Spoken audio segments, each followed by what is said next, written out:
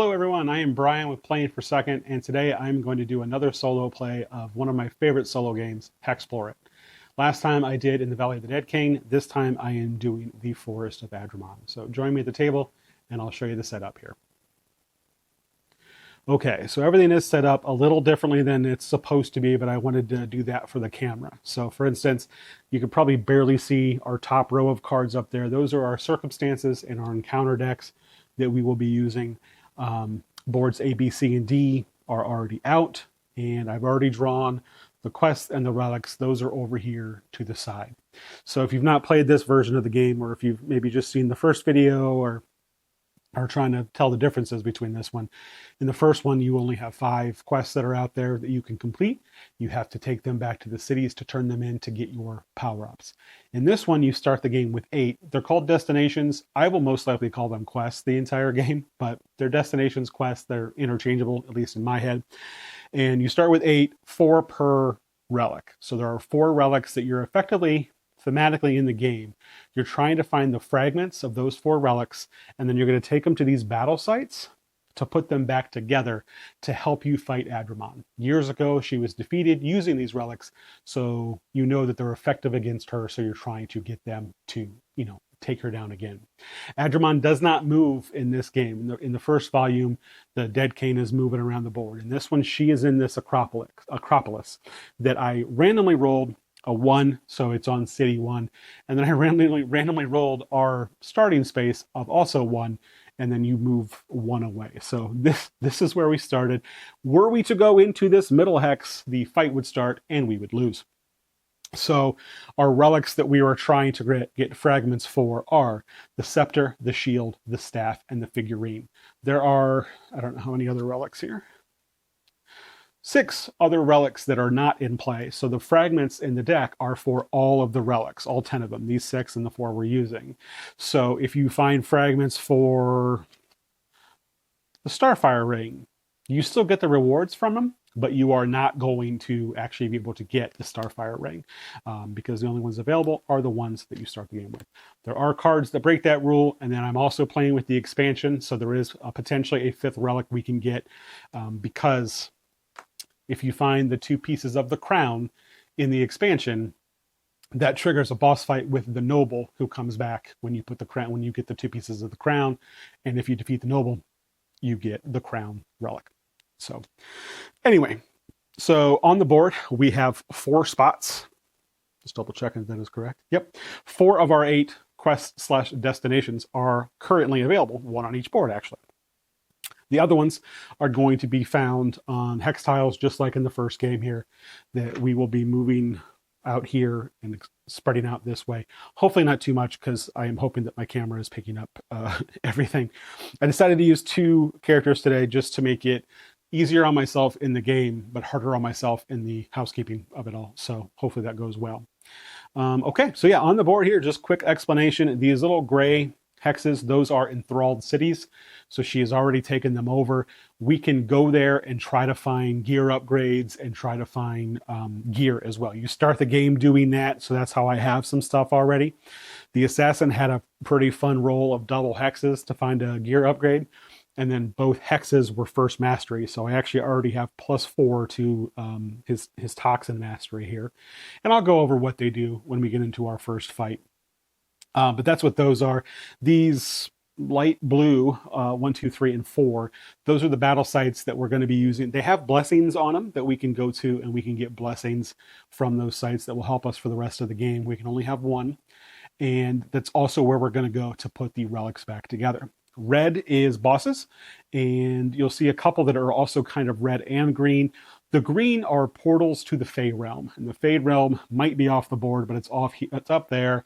And that's the Elowen's Grove, basically, where you can go. And in this game, there's 3 other types of currencies. There's some seeds, Heart of the Forest, different things that we're going to be keeping track of that you will be able to use to purchase things in the Grove. I don't always do that. It kind of depends on what you find in terms of the seeds and all that stuff. But for the most part, I typically don't go to the Grove very often. It is nice, and you can only go to the Grove if you have a way to get there, which currently these portals are open, because in the circumstance row, you probably can't see it, but there are symbols like this, as long as you have those symbols in your circumstance row, the grove is open and you can go there by going through these portals. I think that's it. These markers, like I mentioned before, are just where our quest/destinations are. So the game's going to be played out just pretty much exactly like the first one until we get to the villain phase. We've got our game turn placard and all that fun stuff. Okay. All right, let's go over our characters here real quick. So our first one is the Verdant Keeper. Now, the Verdant Keeper is basically just a, I'll show you a picture, like a plant kind of guy. And his race that I chose was the Shroomer. And the Shroomer race, they are fungoid creatures who prefer tending to their gardens and largely keep to themselves. Once per game turn, while outside of combat, for 3 energy, I can roll any die, reroll any die, or I can negate all conditions affecting me. So, of course, Verdant Keeper, Shroomer, I named him Radagast. And Lord of the Rings, if you're not familiar, Radagast is a character from Lord of the Rings. And Hobbit, maybe? I don't know, doesn't matter. He's a wizard. He's awesome. He likes plants. Favorite opponent for him is Creature, based on that race. Then I chose the Assassin here. Now, the Assassin, I chose an Archon, just because I thought that was funny. An angelic being who's also an assassin. That's fun for me. And the Archon is his ability. Once per combat, you can spend 2 energy to create a circle of protection around yourself and 1 ally. Only have 1 ally. For 2 rounds. Attacks dealt to these targets deal 3 less damage and lose any qualities. That means if they're piercing, they're not pierced anymore. If they're critical, if they're energy drain, it loses those qualities. Archon Spirit is its favorite opponent. And it's an assassin, so I had to name it Callum Makar. If you're familiar with Malazan, Book of the Fallen, you'll know that reference there. Again, I name all my characters after characters from book series that I like. I think we're ready to go here. So the one thing we're going to have to keep track of is who's rolling for what. And I'll try to just say that out loud. I just have 1 set of dice out here for that. This die is new. This is the Fate die. It's just a D8, and it has a hex as a 1 because the hex is a, usually it Hexplodes. It's an exploding die. It's a 1 on this die. It is a 1 on the D10s, but it's the 6 on a D6. A little weird, but not super important. Also, through this game, we are going to be doing this Fate cycle at the end of every round. Instead of like in the first volume, the Dead Cane would move. In this volume, you just mark off the tracker here. Once it gets to 6, we will go to a Fate cycle of 1. That is important for several reasons. 1, if the Fate cycle is ever equal to or greater than your skills, you automatically fail those skills. So for instance, right now my survival here is only a 2 for the assassin, and if this gets to 2, he will automatically fail survival. Now luckily, food rating 0, assassin doesn't need to eat. He's holding 5 food, basically is a mule for the Verdant Keeper. But that would be bad times, especially during fights. And with Adrimon, she's constantly making you test those. So you want to make sure you keep your skills up. And we started in, what city did we start in? Oh, we started in the Acropolis. And since we started in the Acropolis, oh, you get +1 rank to a skill of your choice. Ew. Okay. I don't think I did that, so we're going to go ahead and make that a 3. And this is +1 rank, not gear. Over here. Oh, I did do it over here. I did it to explore over here, I think. Yeah. Oh, but I marked it. Whoops. That's not the one with the eraser. I marked it as a upgrade. I forgot to do it otherwise. Okay. Cool. I think we're ready to start. Oh, last thing, sorry. This die is actually from the expansion. You can get blessings from the keepers. And that die is to remind me of that, because at that blessing there, and you can have that on top of the blessing from the battle sites. But if we get that blessing, then once per game turn, when we get a power-up card, there's a little symbol on the power-up cards that can make it so that the fate tracker goes up. We can negate one of those every turn. So, okay. We are ready to start. So let's get after it. Okay. Okay, so this up here, that is a keeper quest. So what that means is we basically have to keep the guy alive until we do something. And what he wants is he wants a item. That item is available by killing that boss. I don't think we're ready to kill that boss yet, though. So I think what we're going to do is we're just going to reveal this tile and see if maybe we can get some more quests, destinations on the board to go around and try to power ourselves up. So we're going to go 1, 2, and we're going to look here with 2 movement left. Sweet. There is a waypoint on here, which is a way to get more quests. Put that right there. It is tile N, so let's look and see if we have any. Nope, we have no quests on tile N. We have 2 movement left, so let's go ahead and move up here. All right. Our first roll will be for the Verdant Keeper. Hey, we got a hex on yellow, which means 2 gold. And the hex, I believe, means you can heal health or energy, which of course we're full. 6 there means that I do have to eat. And a 4 is not passing a navigate test. So if you're playing any number of players outside of true solo, you have to succeed on a navigate as a group, you have to have half the group succeed or more.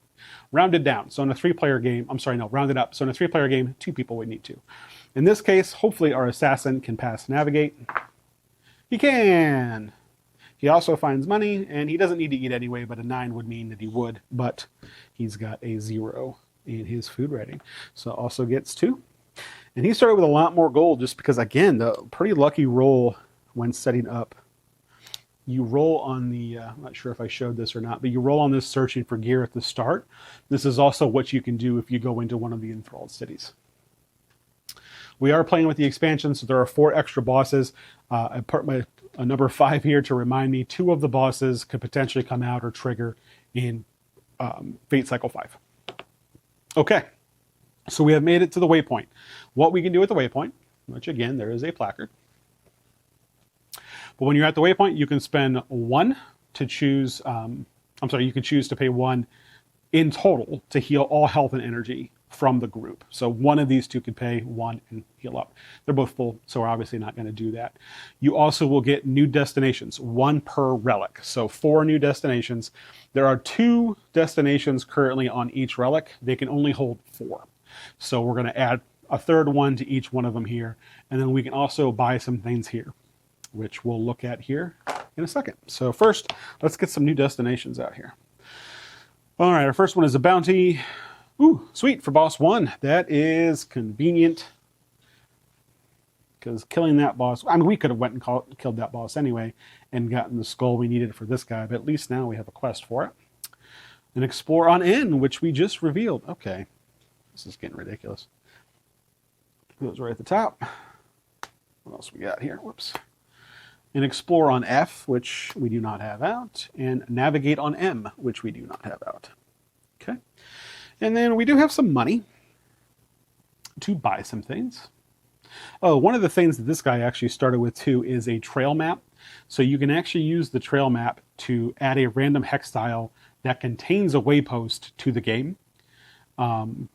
So I probably would have done that, but we actually just randomly drew one. I might use it again and draw one for right here. Probably will. Wayfarer's Cloak. So the Wayfarer's Cloak is in every game. This is the one that I got, I think, in the previous play that I did. But every movement phase, you heal 1 health and 1 energy during the movement phase. So I'm going to give each of my characters that. It costs 4. So this guy, Radagast, is out of money. And Callum is down to 8. I think I just erased a 12. I honestly blacked out there for a second. But they both now have a Wayfarer's Cloak.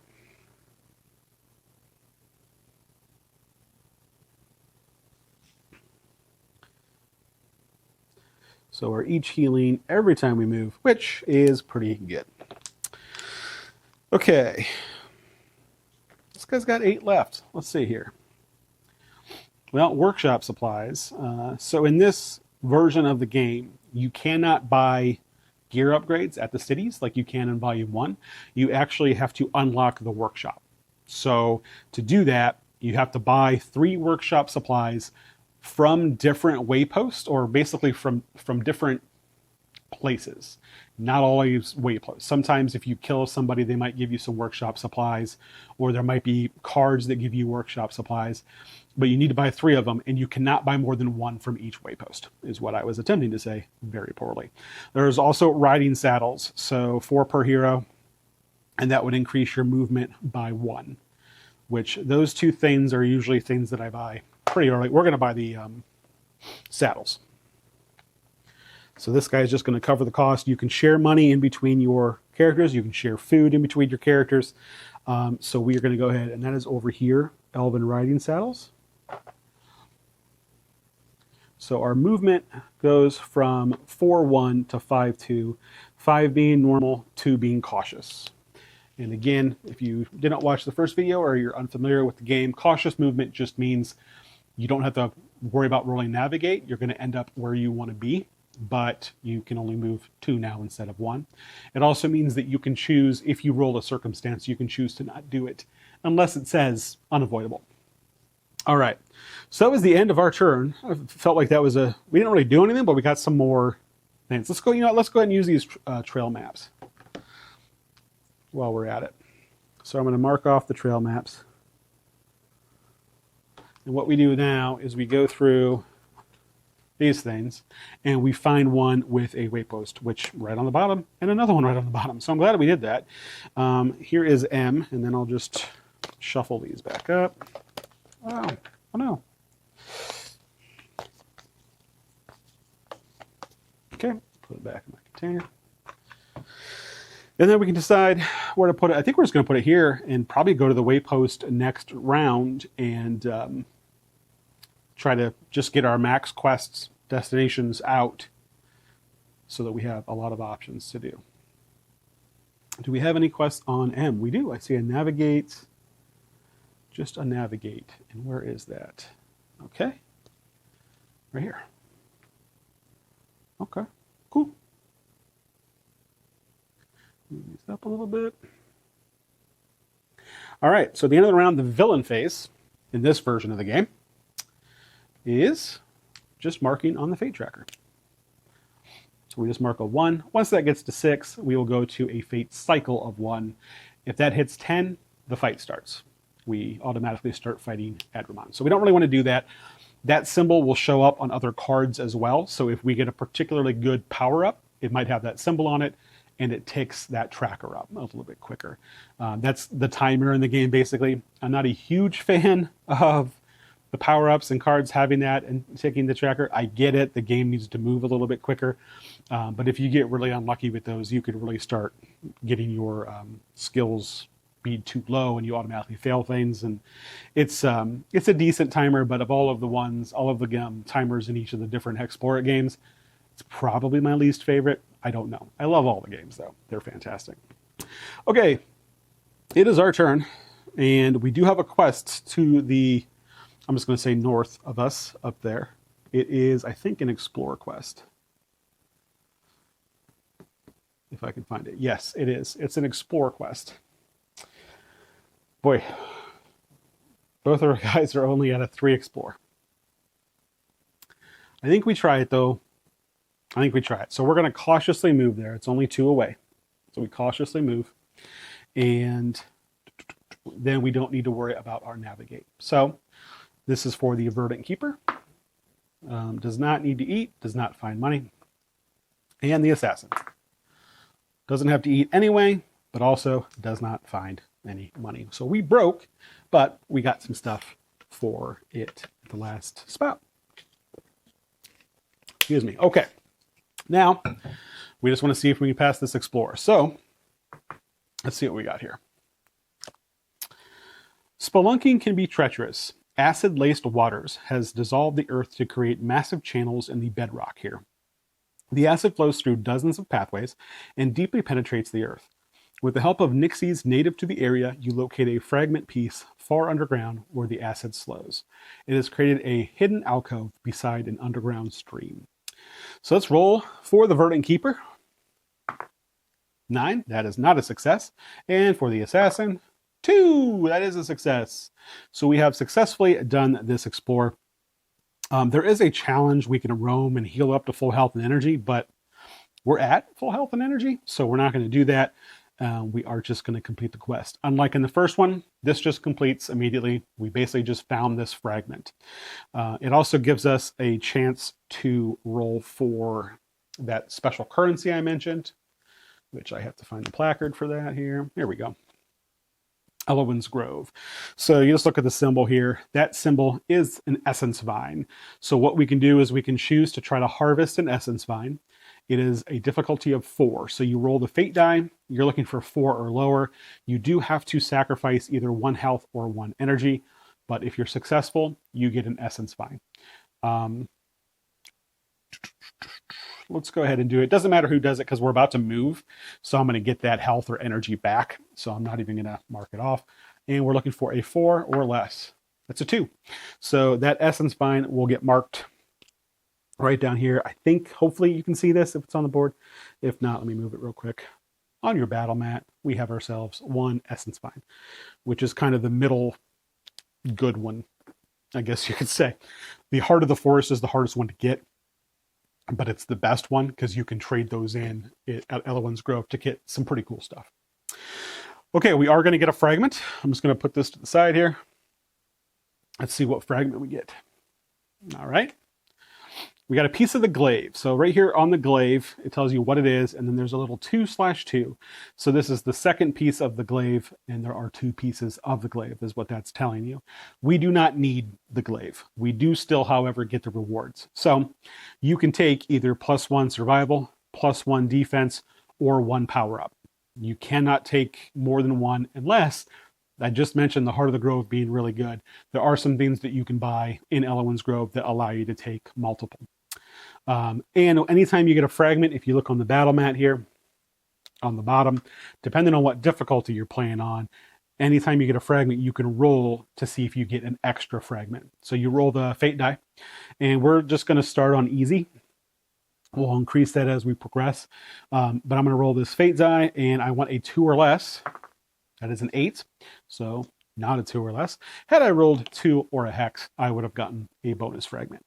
Let's see. So the Verdant Keeper, survival's pretty good.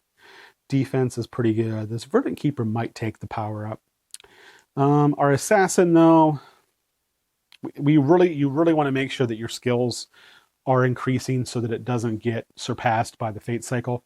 So the Assassin is going to take and you can choose separately. So the Assassin will take the survival. And the Verdant Keeper is going to take the power up.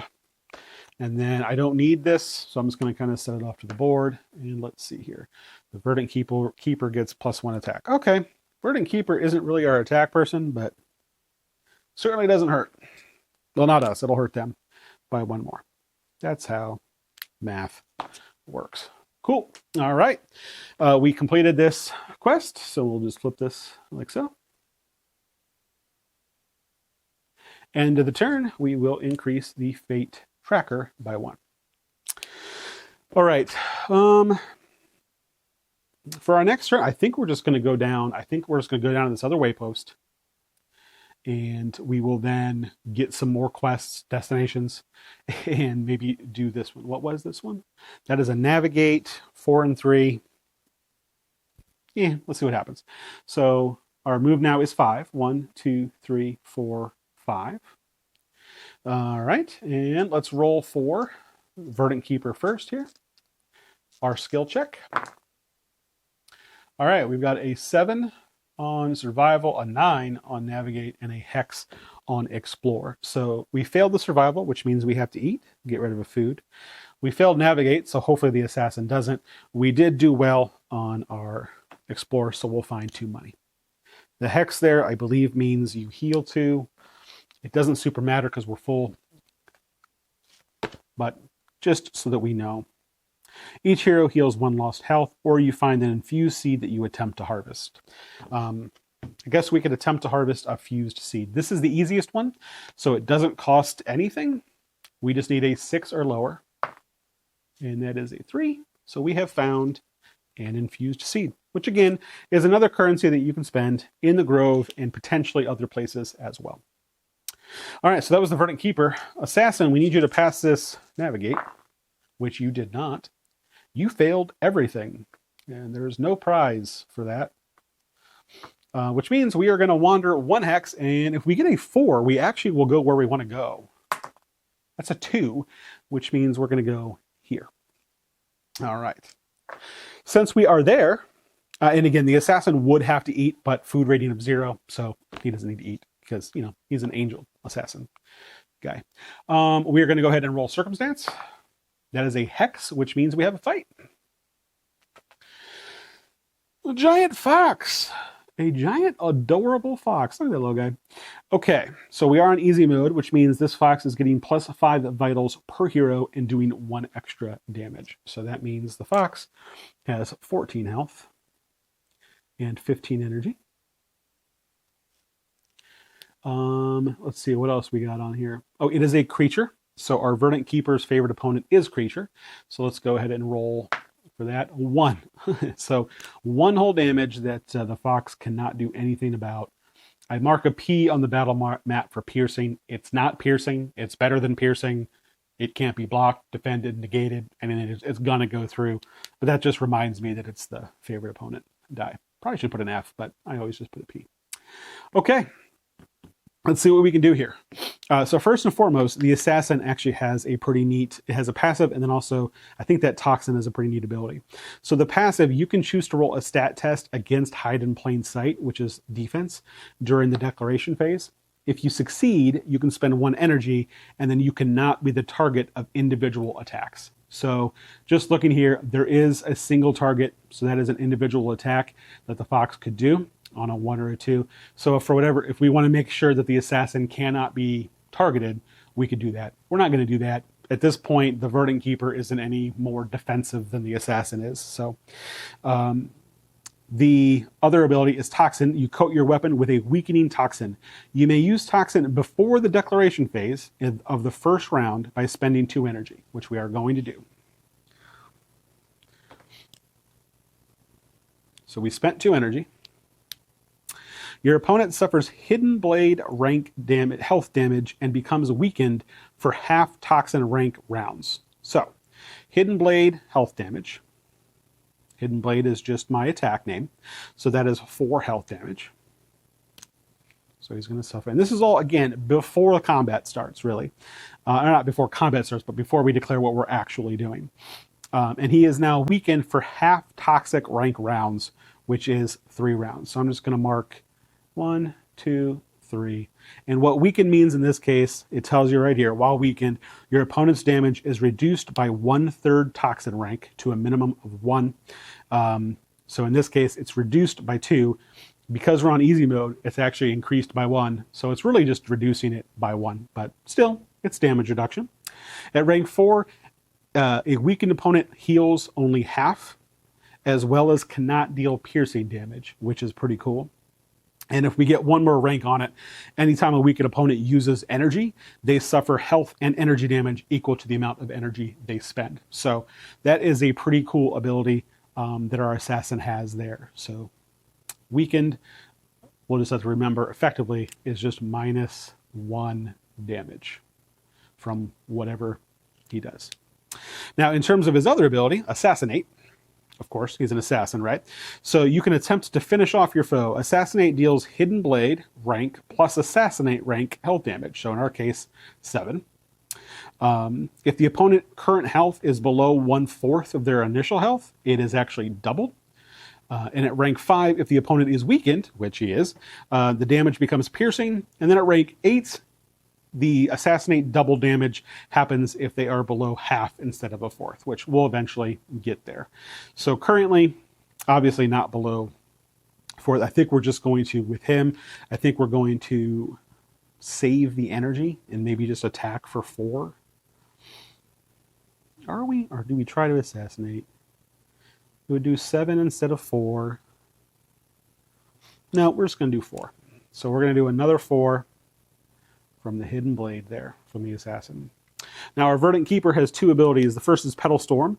A rush of petals rush your opponent that either slice or soothes. And the soothing part is, in this version of the game, there's actually certain enemies that you can heal back to health, they've basically been mind wiped by Adrimon, and you can heal them to try to break through and get rid of the mind wipe. This character does not have that, so we're just going to try to murder this adorable fox. And whenever I think Petal Storm, I always think of like Pokemon, like any of the plant Pokemon that just chuck petals at people. That's basically what this is. So it's going to do Thorn Whip, which is the attack for the Warden Keeper, plus Petal Storm damage. And you can either choose to do that as health damage, or if you wanted to influence somebody, it can do that as well. It is not at rank 4 yet, but once it is, we can roll the fate die, add your opponent's level, and potentially strengthen that. So effectively, Petal Storm can do 7 damage. His other ability, Bark Armor, is really cool. Armor made from thick bark grows around one target. The target gets defend equal to half bark armor rank for primal aura rank rounds. So basically half of this for that many rounds. So currently it's only 1 defend because you round down. That's not super great. But once that gets leveled up, it could also basically gives you thorns. So if you're the target of an attack, you attack it back while basically having defense. It also allows you, when you defend, you can heal health and energy, which is pretty neat. That is the only type of heal I have with these 2 characters, so I'm hoping that's enough. So what we're going to do is we are going to Petal Storm, which will use 1 energy, but will attack for 7. Okay, that's what we're doing. Let's see what the giant fox is doing. That is a hex. Usually that's a bad sign when rolling to see what these guys are doing. Okay, dual target, so it will hit both of our heroes here. 3 health, which is actually 4. Oh no, I'm sorry, -1. So 2, and 2 of it is piercing, and it will defend 1. So the damage reduction, I believe, reduces all of that. So we will be taking 1 piercing health damage and 1 normal health damage. Neither one of us defended, so we're both just taking the full 2.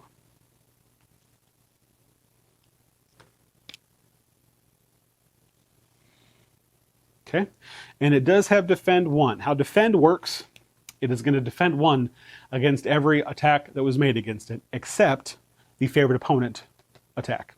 So it is going, instead of taking 4, 4, and 7, it's going to take 3, 3, and 6.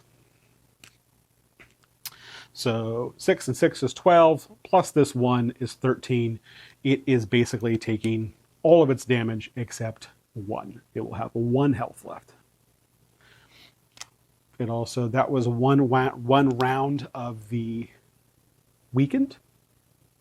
Okay, so there's one health left on the giant fox. Our Verdant Keeper has a favorite opponent of creature, which it is. So our Verdant Keeper with the favorite opponent die, even on a 1, it's a 5, is going to kill this thing. -5, again, I'll put P for piercing, which means I'm just going to have both of these guys defend. All right, let's see what the giant fox is going to do. It is Hex again. Hex again. And it is still -1 damage, so it is doing 2 health damage, 1 of which is piercing, so you cannot defend piercing. So we'll take 1 damage there, and we'll take 1 damage there, but it is defeated. So if you watched my last video, it was true solo. When you're playing with multiple people, the rewards everyone gets. So both of these guys are going to get 2 gold. And they're both going to get 2 food. You can only hold 5 times your food rating. 0 counts as 1. So this guy can hold 5, which he already has. This guy can hold 3 more, so he'll take 1 of the food that the assassin would have gotten, and he will be at the full 5 as well. That is a defeated giant fox. Yay! And we'll throw that to the side. Okay. And now we are at the end of the round. So fate tracker goes to 5. Cool, cool. All right, we are just going to move cautiously now to this waypoint. When we move, we are going to get +1/+1 back. So this will become a 6 and a 7. In the waypost, we can pay 1 gold to heal to full, but because we're so close and we're going to be moving, I'm not going to do that.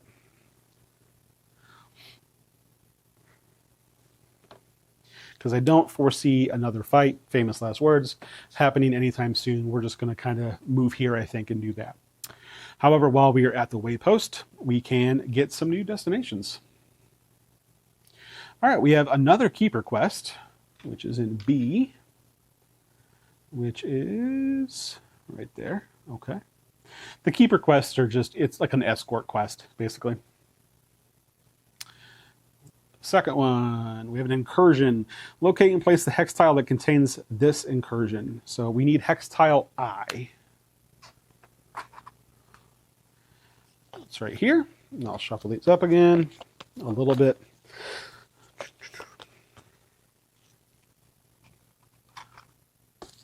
All right. And I think we're going to put that here, which might be lower than it's supposed to be. I'm not sure with the board down there. We're going to do it there anyway. Okay. First things first here. Do we have any other with I? We do not. Okay. Locate the lowest level humanoid encounter you haven't already faced in a waypost and place it on top of this card. A horde of the mindwiped are invading the waypost. Be careful, they are dangerous, which means you fight them one level higher on the difficulty. If you defeat them, you'll save the waypost and will also receive double the encounter reward. If the fate cycle increases twice while this destination is in play, the waypost becomes an enthralled city. Discard the incursion and place the enthralled city token on this location. So basically, we just need to go here and clear up that waypost, which we can certainly do well before we get two more on the fate cycle. We do have to go through, and this is moderately annoying, we have to find the lowest level humanoid encounter. So there's level 1 through 5 in here. We have only fought a creature at level 1, which means there should be a level 1 humanoid in here somewhere. Hey, there it is. Mindwiped villagers. Makes sense. That's what it told us we were doing anyway. So that's just going to go on top here. And then we'll just give this a quick shuffle.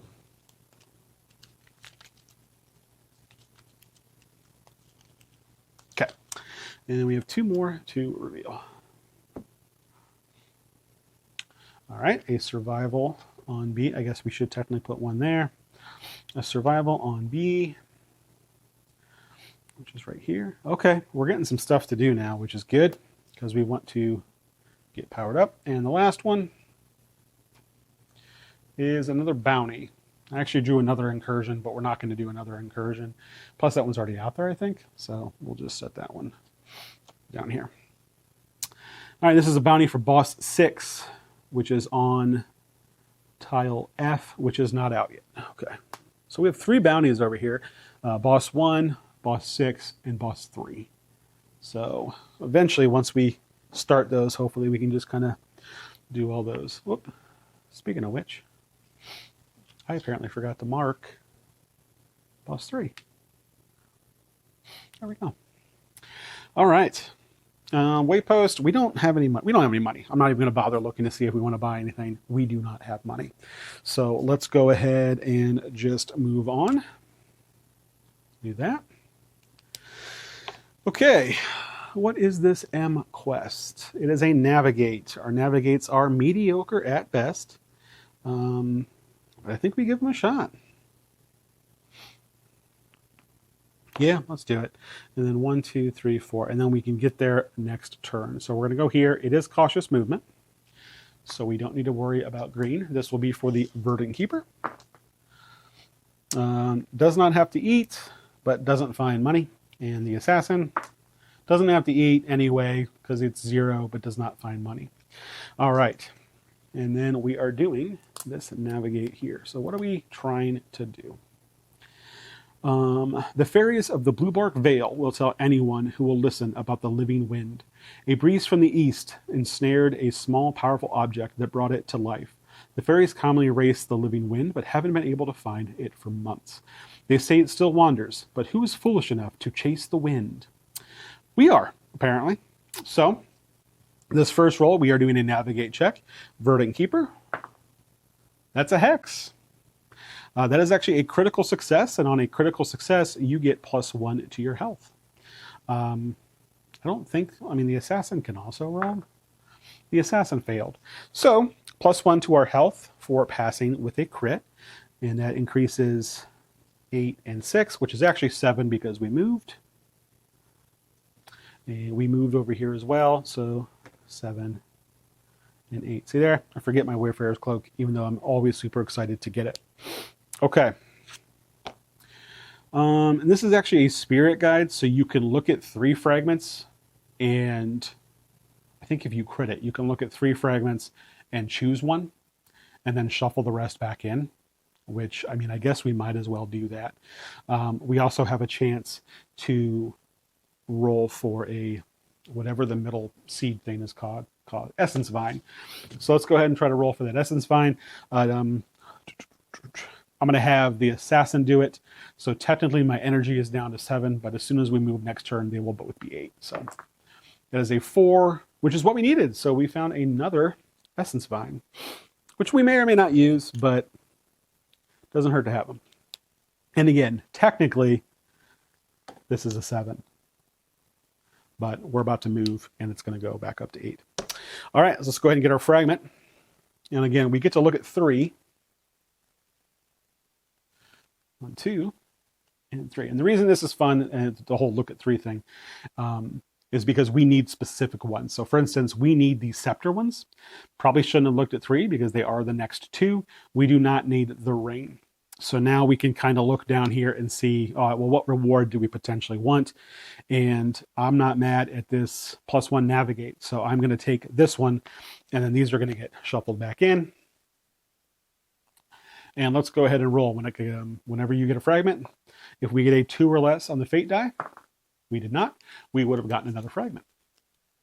Yeah, that's probably not going to happen very often. And so you increase your difficulty, which we're not really ready to do yet.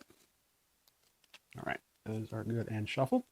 And then I think both of our characters here are just going to take the navigate increase. So this 4 will become a 5, and that 3 will become a 4.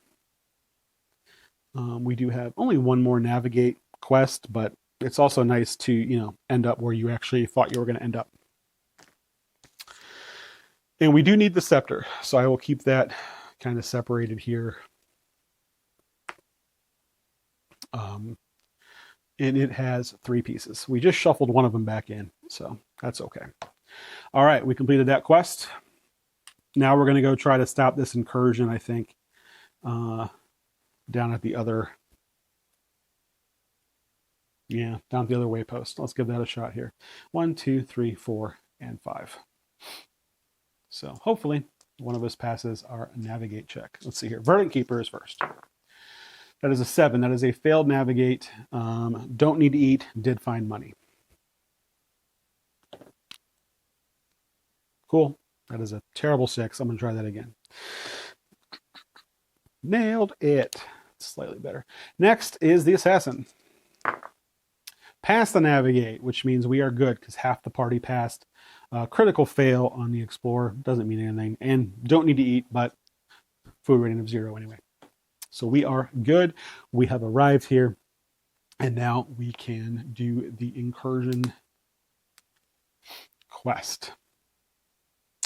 So how this incursion works, it is dangerous, as I mentioned.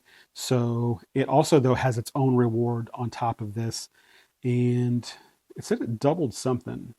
Double the encounter reward. Well, the encounter reward is 1 gold. So that's not overly fantastic. This symbol here is the fate cycle symbol. So when we fight this thing, we do increase the fate cycle an extra time. So we'll do that now. And we're just going to kind of set this to the side.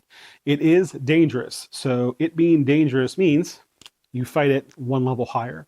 So it is getting +10 per hero to its vitals. Let's go ahead and clear this stuff out here. And it also has a little, the health is a weirder symbol, and that is a soul shield. So the soul shield basically just means you have to eat through the soul shield before you can start doing any type of damage to it. So it basically just kind of doubles its health, really. And it kind of acts in a different way, though. So we are going to have, it is +20. So it has 25 health. It has, I think you also raise the soul shield as part of its vitals. So it's going to have 25 soul shield, and it is going to have 24 energy. It is a humanoid, which is not either of our characters' favorite opponent. It is doing +1 damage, a skill roll penalty, and it would gain passives, but it doesn't have any passives because it's typically non-bosses or level 1 specifically do not have passives. Okay, we did move, so I always forget that. These should both be 8s. Thank you, Wayfarer's Cloak. And this should be an 8. Cool. All right, before the declaration phase, we are going to have Callum here do his toxin. So it is going to cost 2 energy.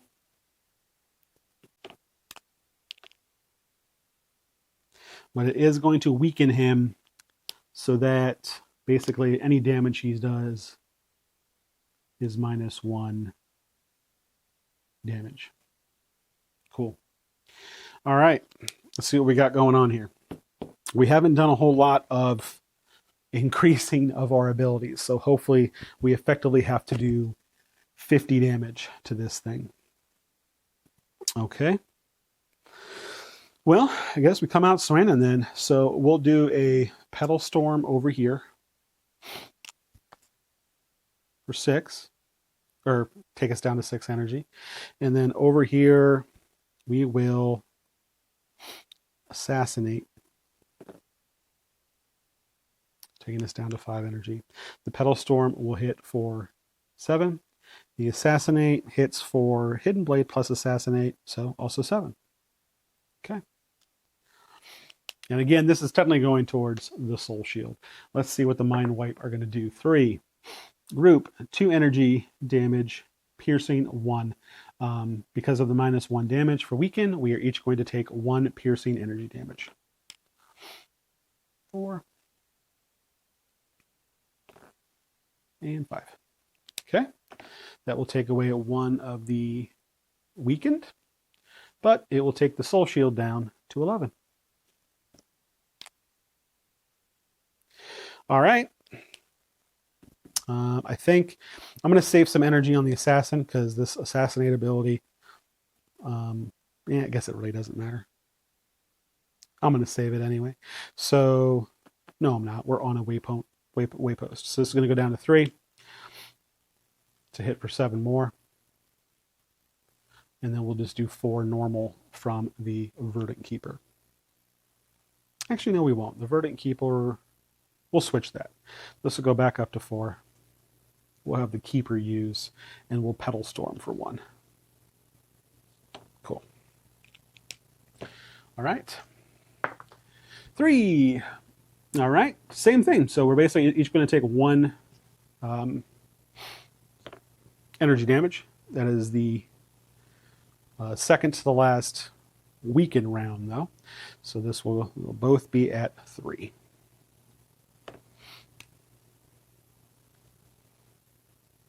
Now the excess damage for the Soul Shield, there is no excess damage. Were there excess damage, nothing happens with it. It just clears the shield. Okay, so now we need to do 25 health damage to beat the mind-wiped villagers here. Okay, I think same things here. I think we're going to try the Assassinate, taking us down to 2, and the Petal Storm, taking us down to 2. Each one of those will hit for 7. -7, -7. Hex. All right. 2 health, which is actually 1 health damage, and it defends 2. So we are each going to go down to 1 health.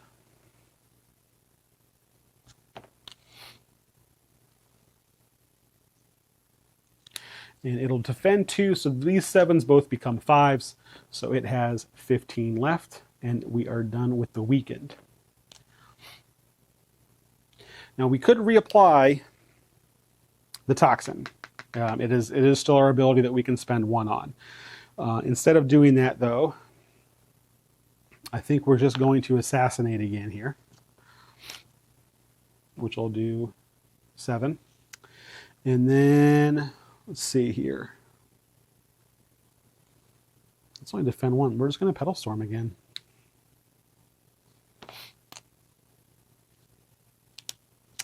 So another -7.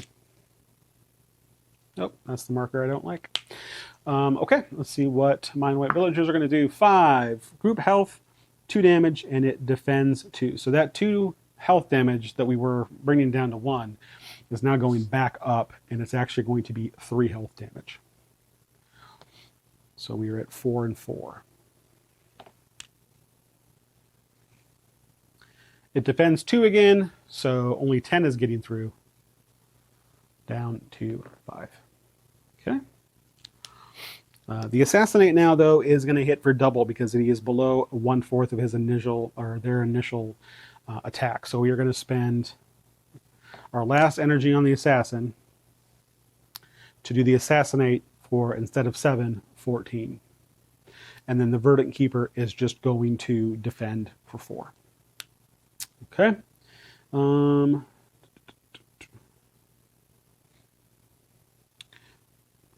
Let's do a stat test against Hide in Plain Sight. It seems unlikely. Yeah, it did fail. Okay, I was going to try to make it so that this guy could not be attacked by anybody.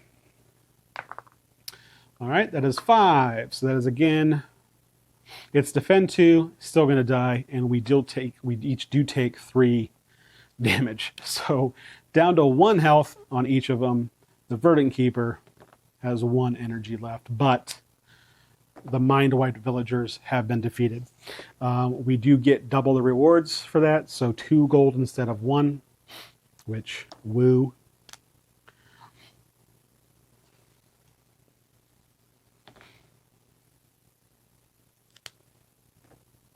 These guys will go away. However, that does mean now we are in a waypost. And we do get our incursion ability here. So 6 gold each for this destination, not quest. Totally not a quest.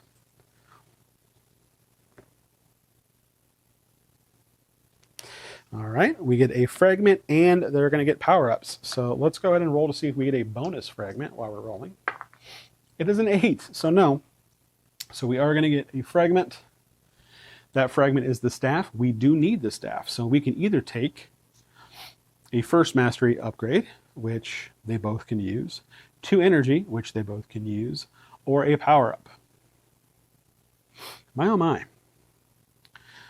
We're going to go with the 2 energy. So they're each going to get 2 energy, and that is current and total. So 10 and 2. And then 9 and 3. It's not going to matter because we are going to heal to full at the waypost because we are hurting. We do need the staff, so I'll just set this over here. And then we also just get a power-up from this incursion. Now, again, playing multiplayer, even if you're playing, just double-handed here, they each get their own individual power-up. The rules, I do believe, say that if you want to, you can trade. So if you're really trying to get someone to be a murder hobo, and somebody gets an attack, you can just give it to them. But I think I'm just going to play as they get them here. Okay, so they both do have the symbol on the top. So we are going to be doing 2 ticks on our fate tracker. So it will actually be a fate cycle 1 and 1 tick on fate cycle 1. When we hit fate cycle 1, a sentinel comes out and guards the first battle site. So that's something we have to fight before we can do the battle site. All right, +1, pick 3. Okay, so I can add 1 to 3 different things over here.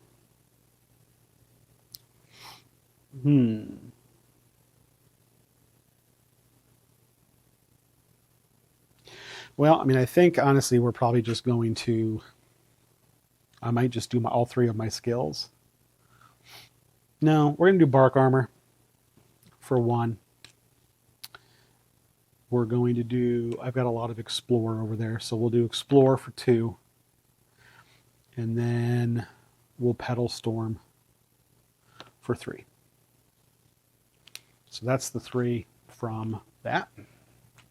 Over here, oh, the assassin gets +1 to all abilities. That's cool. All right, so a 5 and a 3. And then a 7 and a 4.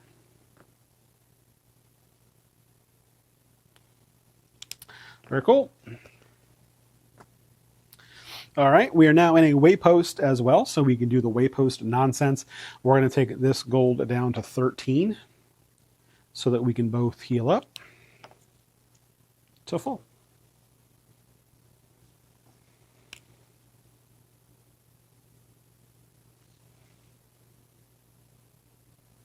All right.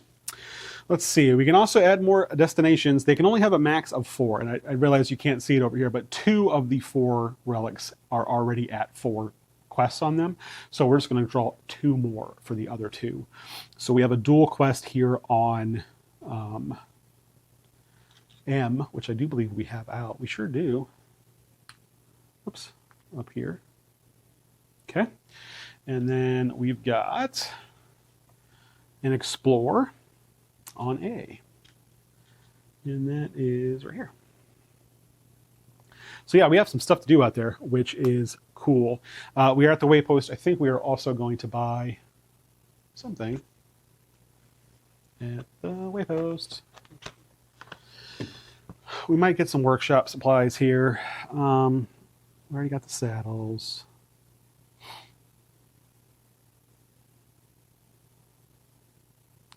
Yeah.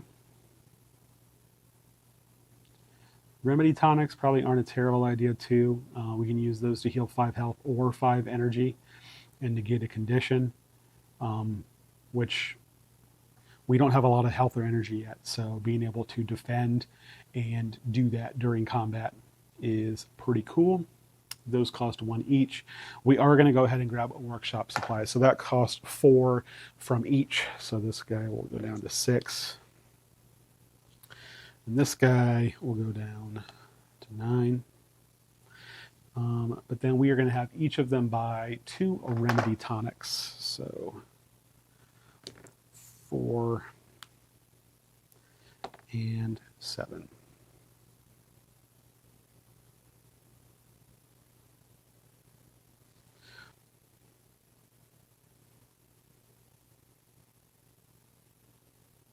Cool. And then this last gold, just going to keep it. Just going to keep it. You can sell Nature's Essence here. So you can, I'm sorry, no, you can buy them. You can buy Infused Seeds for 5 gold, Essence Divine for 10, and Heart of the Forest for 20. The group may only ever purchase up to 20 gold worth of essence each turn. So, like I said, that Heart of the Forest is neat because there's some charms you can get in Elowin's Grove that allow you to draw more fragments when you get a fragment reward and pick which one you want. Then there's another one that allows you to take more than 1 reward off the bottom of the fragment cards. So those are really nice, but I think each one of them costs 2 Heart of the Forest, and we have 0. So, and we don't have enough money to buy one. So, you know, crushed it. Okay, end of the turn. Another tick on Fate Tracker. And now, where do we want to go? I think this is boss 3. We don't want to do boss 3. We are most definitely not ready for boss 3. The boss 1 up there and the keeper combo is pretty cool. We just put out this M, which is a duel for navigate and explore, but it would get 2 fragments, which is pretty cool. I mean, I guess, what's this? That is C. That is a survival check. Survival for both these guys is pretty okay. Oh, I did buy the workshop supplies, so I do need to mark that we have 1 workshop supply, which is probably something we should also think about doing. If I go back up this way, I can buy the other 2 workshop supplies from here. Once you have them, you can place the workshop wherever you want on the map, and then you can go to the workshop to upgrade your just gear upgrades. I mean, we don't have enough money for that. We do have enough money to buy 1 more, which we could do before we kind of, I think we're going to head this way since that's where all the stuff's at. So we should probably just, I guess, head towards that. That's probably our best bet. Yeah, let's do it. All right, so 1, 2, 3, 4, and 5. All right. This roll is for the Verdant Keeper. All right, we've got a hex. We found some money. Do not have to eat. Was that at 7? I don't remember. This is absolutely terrible memory. I think it was at 7. I think. If it wasn't, oh well. We hexed the blue, and when you hex blue, again, something happens, but I'm pretty sure it is... You can heal one lost energy, or you can find an infused seed. So we might as well try to find an infused seed. Need a 6 or lower. That is a 7, so we did not. Failed navigate. Already got my money. Maybe too much, maybe too little. Don't remember. Assassin. All right. This one's cocked. There we go. 5, fail. 3, succeed, so we are where we want to be. And we could try to find another infused seed, which we also failed at. Sweet. Okay, we do have to roll for a circumstance. And rolled 1, which is Trapper's Bounty. You stumbled upon an old abandoned cabin, and inside you found several masterwork traps. Keep this card. You may use the traps during the skill phase. Each hero rolls survival. For each hero who succeeds, the group rolls the fate die. This die may explode. Each hero gains food equal to the results rolled. The traps may only be used once. So, a way to get food, which I have die over here for markers. This is the only person who needs food, and I currently have 10, so most likely not going to use that, but you never know.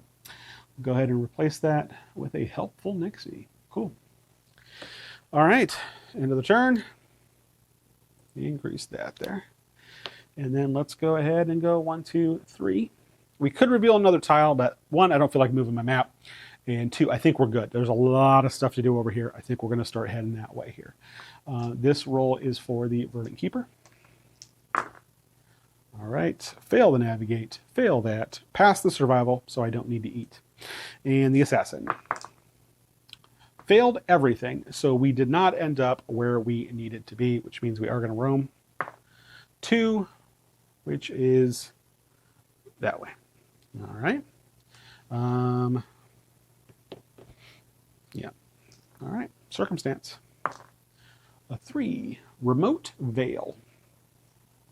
You find an isolated valley that winds deeper into the forest. Each hero roll navigate. For each hero who succeeds, the group receives 2 infused seeds. If at least half the heroes succeeded the navigate roll, the group may also draw a card from the fragment deck. Okay. Verdant Keeper, 4 or less? Nope. Assassin, 5 or less? Yes. So, I already forgot what it says. For each hero who succeeds, the group receives 2 infused seeds. Cool.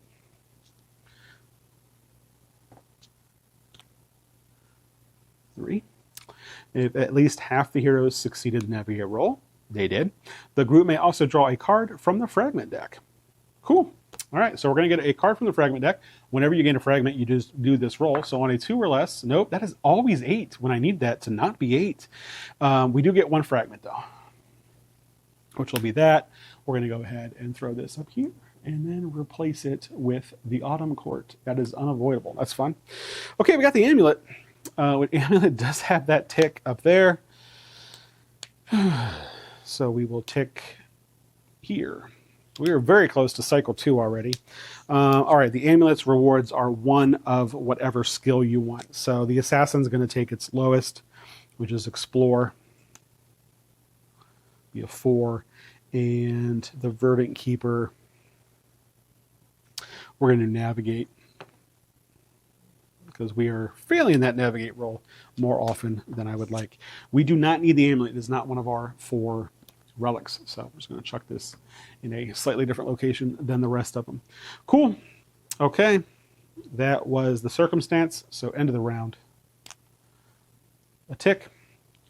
And then we cautiously move here so that we don't have to roll Navigate. Verdant Keeper. Fails that, succeeds, does not have to eat. Fails and doesn't have to eat anyway, so kind of don't care unless it's a hex. Cool. All right, so we are on M, which is this guy. Kirikik, a spider princess, has taken refuge after Aranea killed most of her family. The terrible queen is narrowing her search, threatening to find her any day. Desperate and in hiding, the young princess needs help before the queen's forces find her. All right. This one also has a challenge, but first let's see if we can just do this ability. Verdant Keeper. 2 and a 3, that does it. Yeah, that does it. So I'm not even going to roll for the assassin because there's no benefit. So that would be successful. However, there's a challenge. So let's see what this does that might be worth trying to do. Is escort Kirikik to destroy Aranea. If you help defeat her and keep Kirikik alive, the princess will take over the lair, become the new queen of the Spiderkin. Once per fate cycle, you may summon the Spiderkin encounter in combat to help you against your foes. I don't remember if the Spiderkin encounter is good enough to want to do that. Aranea, I forget what boss she is, but it's not one. So we basically would have to go fight, I think it's boss, is it 6? It is 6. Aranea, the Spider Queen. So not on the board yet.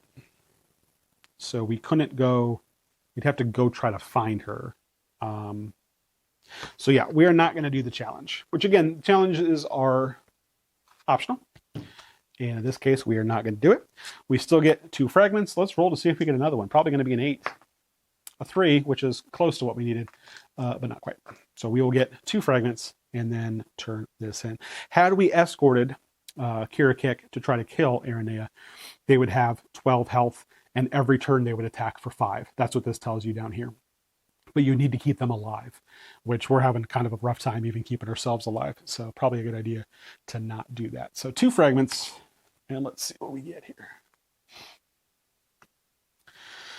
The scepter, which we need, and the shield, which we need. Cool. We needed both of these. We do have another symbol here, which is going to tick us up to Fate Cycle 2. When we go to Fate Cycle 2, we add another Sentinel onto the board covering Battle Site 2. All right, so for the shield, we can gain +2 defense, +3 health, or 2 power-ups. The 2 power-ups are tempting, but +3 health is also pretty tempting.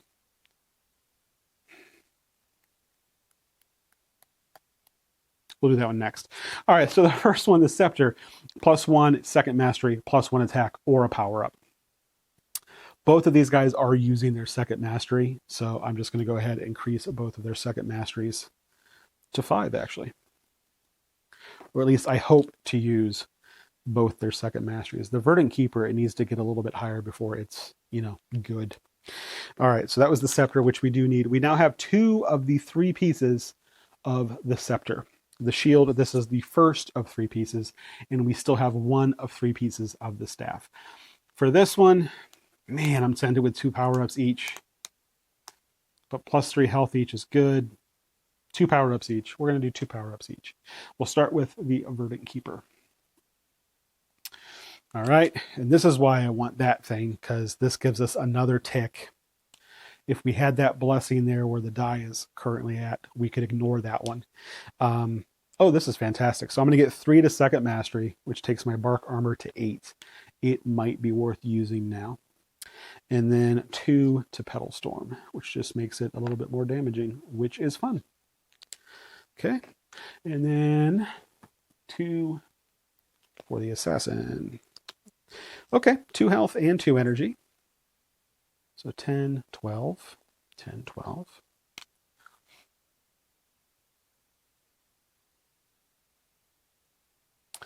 And then 1 defense, 1 first mastery. So 4 and 8. Which I like that toxin. That weakened is pretty great when you don't have a true healer. It's pretty nice to be able to weaken the amount of damage you're going to be taking. So neat. All right, we have done this quest, so I will flip that. Or I'm sorry, we've done that destination. I like quest. End of the round. We are going to give another tick here. I don't know if we're ready for the first boss, but I feel like we have to go try. We don't have a lot of health, but we are hitting harder now. So let's just do some quick math here. Toxin, which we can do on the declaration phase of the first round of combat, before the declaration phase, it hits for Hidden Blade Rake health, which is 5. Okay, but then it does the weaken. Okay, and then the Assassinate is going to be hitting for Assassinate plus Hidden Blade. So the Assassinate is hitting for 10. Okay, and then if I do Petal Storm over here, that's going to also hit for 10. How much health does he have? 20 plus 10. Okay, I think we might be ready for that boss number 1 here. So let's head his way.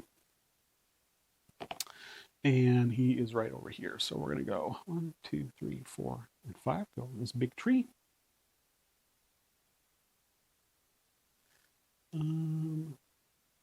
Actually, we'll go 1, 2, 3, 4, 5 here. Because we can't pass through that one because it is a mountain range that goes too high. So we'll have to go 1, 2, 3. There. Oh wait, we can go this way, 1 and 2, because that way it's cautious. Cool. All right. Roll skills. Verdant Keeper first.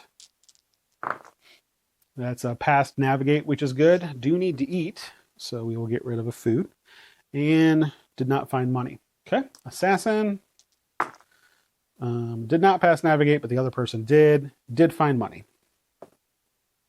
Cool. There we are. So we are where we are and have to roll a circumstance. That is a hex, so we have a fight. And we're getting lucky. This is another level 1.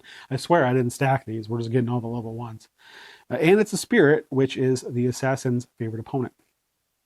Okay. This opponent is tethered also down here. Tethered means if we take their spirit, their energy out, they also die. But we don't really do energy damage, and their energy is higher than their health. So let's go ahead and 14 health, and then 18 energy. Favorite opponent die for the assassin. 4. So we're doing 4 damage that they cannot do anything about. I'm going to put an F. I'm going to start to try to do that for favorite opponent because it just makes more sense than P, I guess. Yeah, I think we're just going to have one of these guys do their attack, which in theory will kill them unless they have any type of healing. Okay, the nymph negates 1 attack made against her this round. So on a 1 or a 2, she would negate an attack. So we're just going to have them both do their attacks of 10. That way we know one's going to get through and kill her. So this will go down to 11, and this will go down to 8. Cool. Let's see what she does. 3. All right, it is single target energy and then a navigate check. Those who fail become confused. So whenever you have single target, you just each roll a d10. The Verdant Keeper will be blue. The Assassin will be green. Whichever one's higher, that is who gets hit. Verdant Keeper is going to get hit. So for energy, it is actually 5 because of the +1 here. So 5 energy damage. I'll take them down to 3. And then confused is confused persistent, because if not, it does not persist. So even if they're confused, the fight's over, they're no longer confused. So I'm not even going to roll for it. Our reward for the wood nymph is potentially 2 seeds. So yeah, we get to roll twice. We are looking for a 6 or under. That is a 6. That is a 7. So 1 infused seed. 4. Okay. Thank you, wood nymph.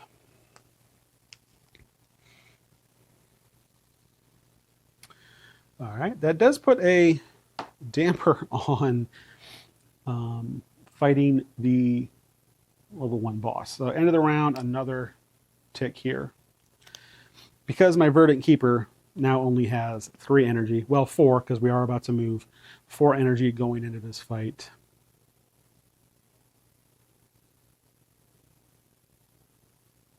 Okay. I think we're just going to chance it. So we're going to move, which means +1/+1 because of our Wayfarer Cloak.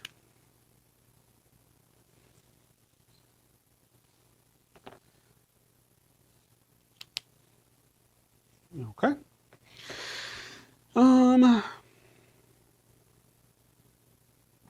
Yeah, let's chance it. We're just going to move 2.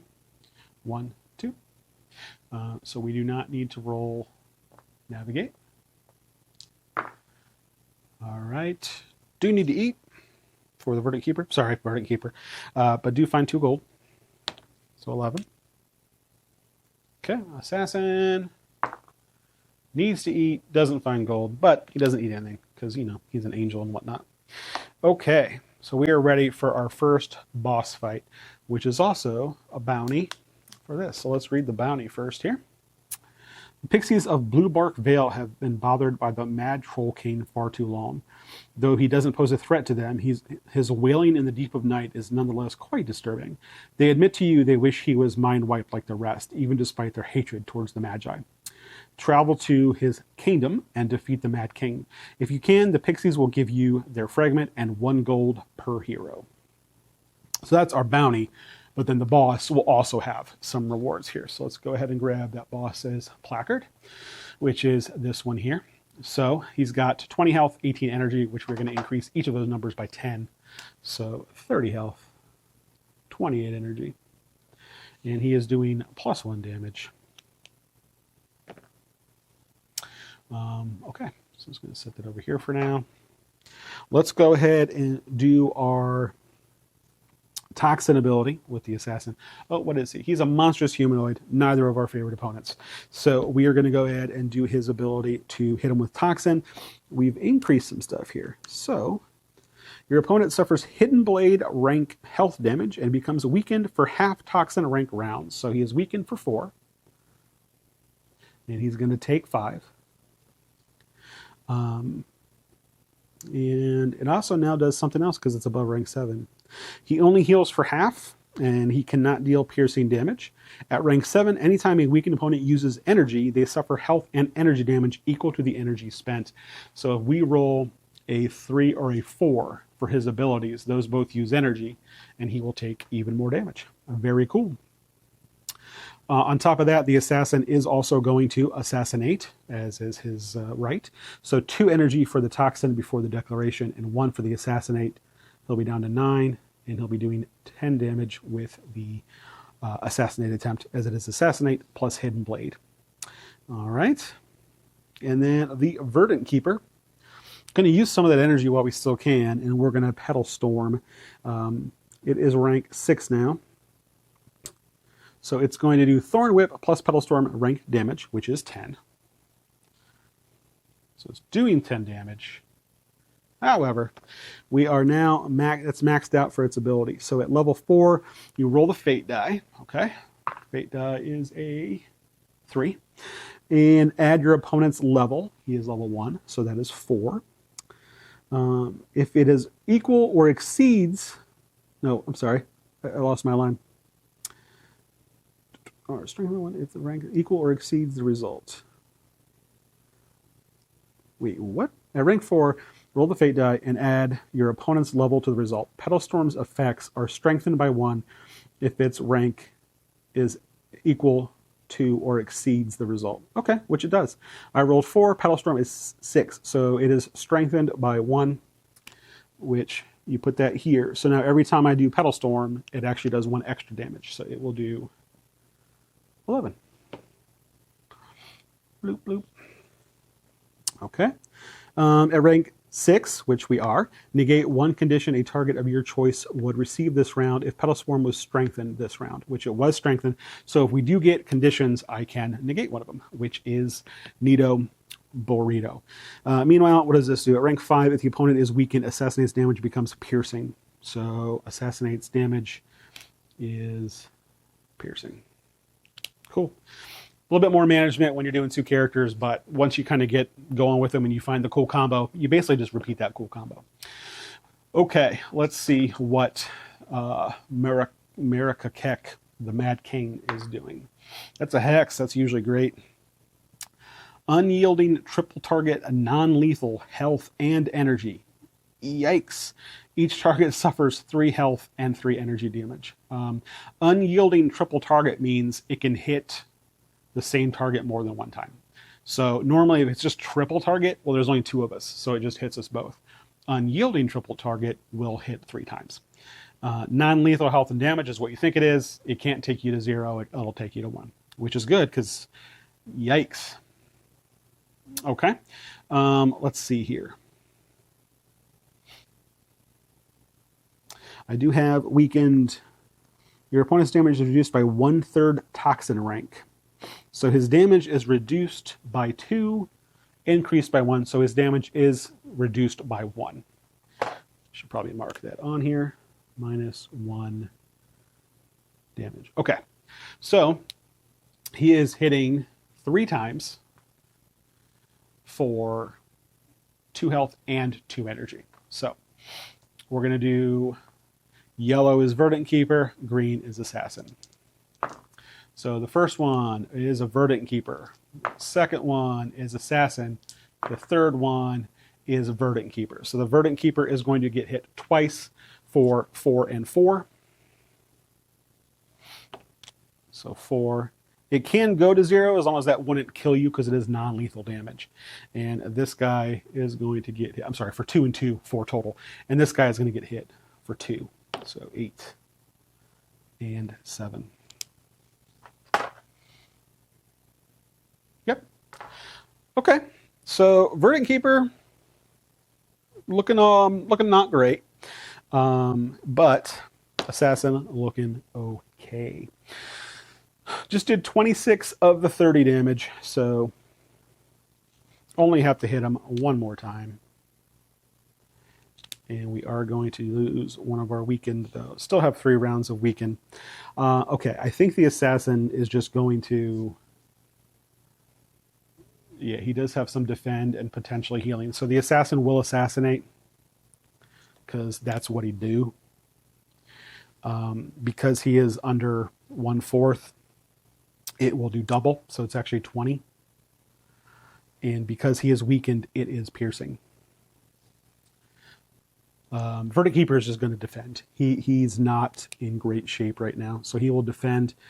And actually, he will use a remedy tonic. So I will go down to 1 remedy tonic. You can use items while defending. And we're going to use that to give him energy for future nonsense that he might get into. I realize he's only at 4 health, but 0 energy is scarier for someone who uses a lot of energy. Cool. All right, let's see. 4. I think he just killed himself. Almost.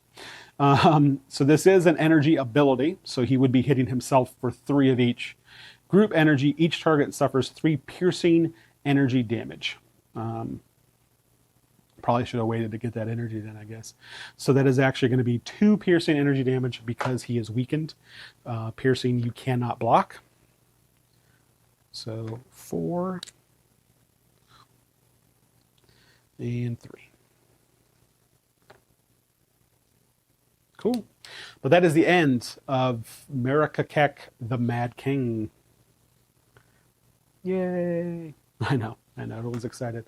All right, so let's start with the bounty rewards here. So we are each going to get a gold.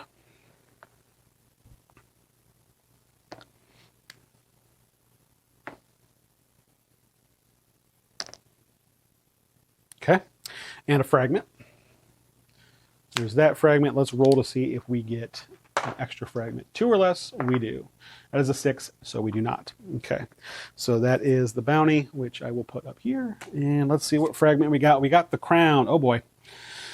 If we get another piece of the crown, there is a fight because of the expansion. So on this one, we can either... I'm not playing with traits. This is a +2 to trait, so I'm not playing with a trait this time.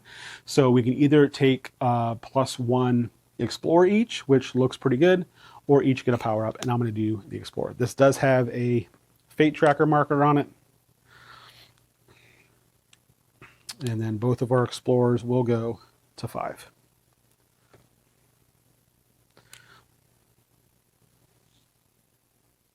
Cool, cool.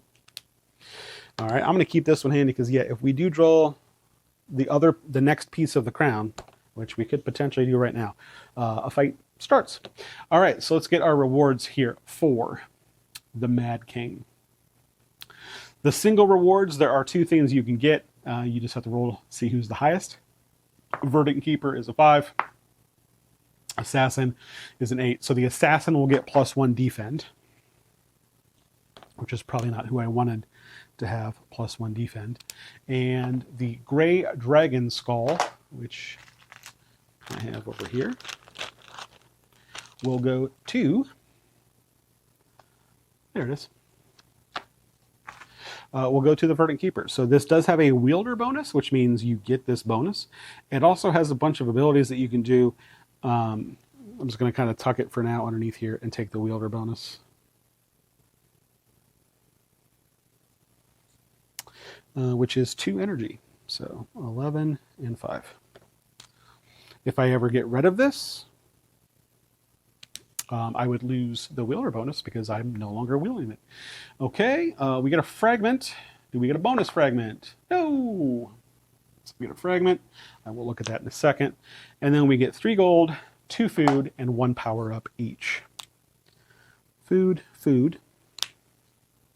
9 and 14. Actually, yeah, 9 and 15. It's +3. So I don't know why I thought it was +2. Here we go.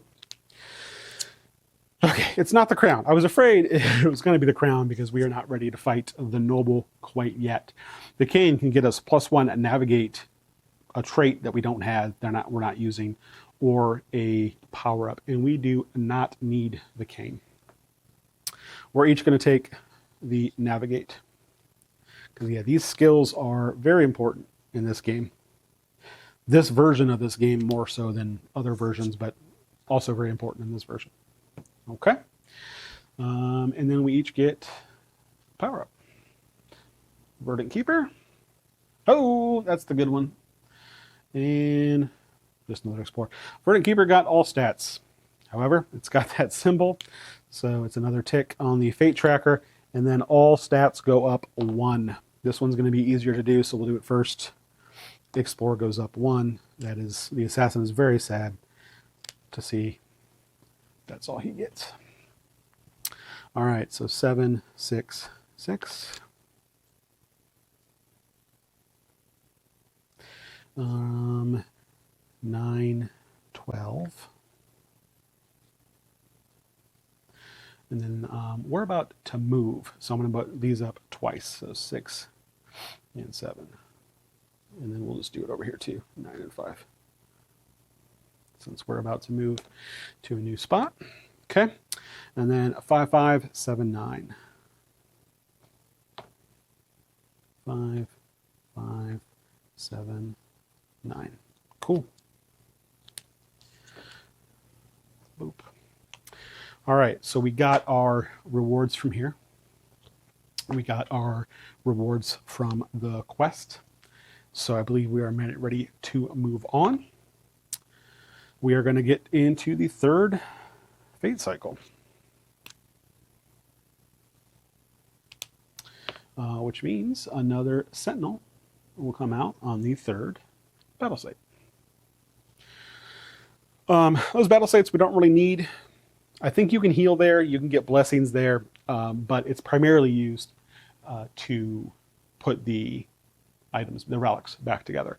We don't have enough fragments for any of the relics yet, so we don't really need to stop there. All right, this is going to go here. And I think we're just going to go do that keeper because he wants the, I know he wants the thing we just got. We'll get another fragment, which potentially is another fight. Oh well, let's do it. All right, so we are going to go here. This is my reminder that next turn I need to camp here, and then I'll get that blessing. So we're going to move cautiously there, which means we don't need to move, navigate. We don't need to roll, navigate. All right, both of those up here cocked. Hey, there we go. Found nothing, don't have to eat. Verdict, or Assassin. Found nothing, would have to eat, but has no food rating. Okay, we are here now, which is this keeper quest. All right. A shy and humble fawn watches over the fragment here. She has patiently harvesting essence vines for years and has also harvested this month's vine, but still requires more. She will relinquish the fragment and give the group 3 infused seeds if you give her an essence vine. Whoops, that's the wrong one. Ha! That is the keeper on B. I was gonna say, that's not right. Strike all that. The Briarkin that watches over the fragment here is zealous and unbribable. He will not relinquish the fragment to any mere passerby. He requires the gray dragon skull as proof of your conviction. The group may keep the dark relic. For each additional unique dark relic or completed relic you possess, he will give the group 2 infused seeds. We don't have any other dark relics. We have not put together any other relics, so that last part doesn't matter. There is a challenge. You can escort him to Elowen's Grove. If you do, each hero may draw a power-up. So to get to Elowen's Grove, we would just have to go to one of these green spots and then kind of portal up there. Which for a bonus power-up might actually be worth it here. So yeah, I think we're just going to hang on to him, and I think that's what we're going to do next. So we technically have completed this, kind of not really. We won't get our fragment until, actually no, I'm sorry, we complete it and then we do the extra challenge for the extra thing. So we do get fragment. It is the scepter, and we do get a bonus one because that's a hex. It's the staff. We need the scepter and the staff. This actually completes the scepter. It is another tick on the fate tracker. All right, and then the staff is not. This is the second of 3 pieces of the staff, but it is a complete scepter. Now, the scepter is in position 1 on the board you can't see. That means we have to go to battle site 1, which is right there, to put it back together, which we're probably not going to do yet, but we'll do it at some point here. So our rewards for the scepter, of which, again, we get to choose 1. Second mastery, 2 second mastery, 3 power, or 3 energy, or 2 power-ups. I think they're both just going to take the 2 power-ups.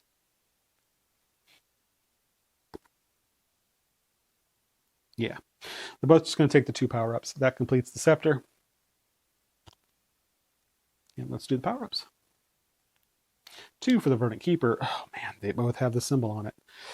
And 2 for the Assassin, no symbols. Okay.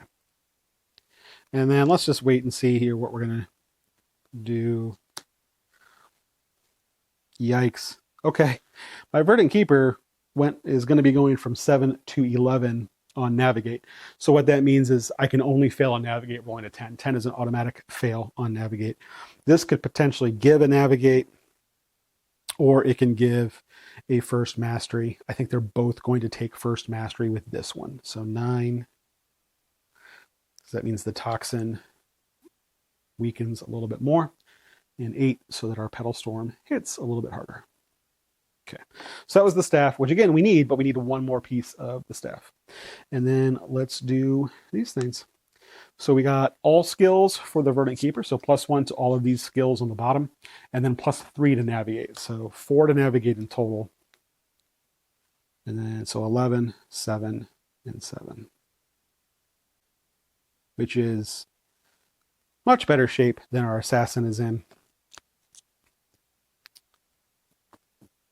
in terms of those skills. Our Explorer is going to go up 1 with this power up, and then our our second mastery and our attack are each going to go up 1.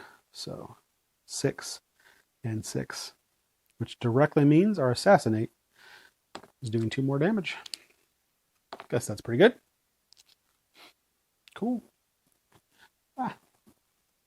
That's fine. Okay, so now we have this keeper with us here. We're trying to escort him to Elowen's Grove. If we do, we're going to get a bonus power-up, which I figured we might as well. The closest and easiest way to get to Elowen's Grove is right here. That is a 3 there. So we can just go there and we can go through the portal into Elowen's Grove. If I remember correctly, I'm pretty sure I do, when you go to Elowen's Grove or you go to the Fey Realm, you heal completely. So, which is good because we are a little low after that fight. So I think that is our plan. I think we're going to go ahead and go 1, 2, 3, 4, 5. We'll bring this up here. And then I think we're going to go reckless 6 because we're going to heal to full anyway. So I don't think, yeah. So we automatically fail either explore or survival. I'm going to have, oh, we also do need to navigate. So Verdant Keeper, I'm going to have them automatically fail survival. So they're going to have to eat, which is fine. We got there, and explore is also a fail. The assassin, again, doesn't need to eat, so they're going to automatically fail survival. And failed navigate, found money. There we go. Cool. All right, so we are now in Elowin's Grove, which means we will heal to full. I also forgot I needed to camp there, so yeah.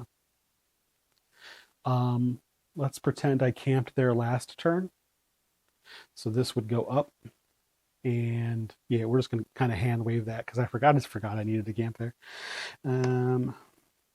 And camping there gets us the Keeper's Blessing, which means when we pull power-ups now, that one tick, those ticks on the cards, we can ignore the first one. Roll the Fate die. If it's a Hex, we also ignore another one. So we just gained a bunch of tracker marks on there because of those power-up cards. Now we can potentially get rid of them.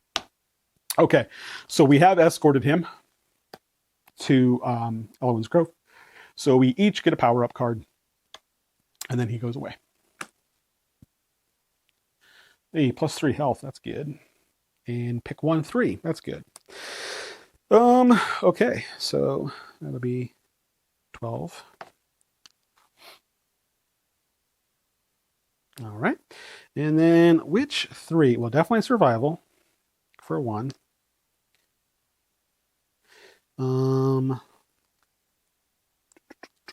I think health. No, health's cheap. Assassinate for 2. Toxin for 3. Because that toxin is pretty cool. Okay. Neat. Okay, while we're in Elowin's Grove, you can buy stuff.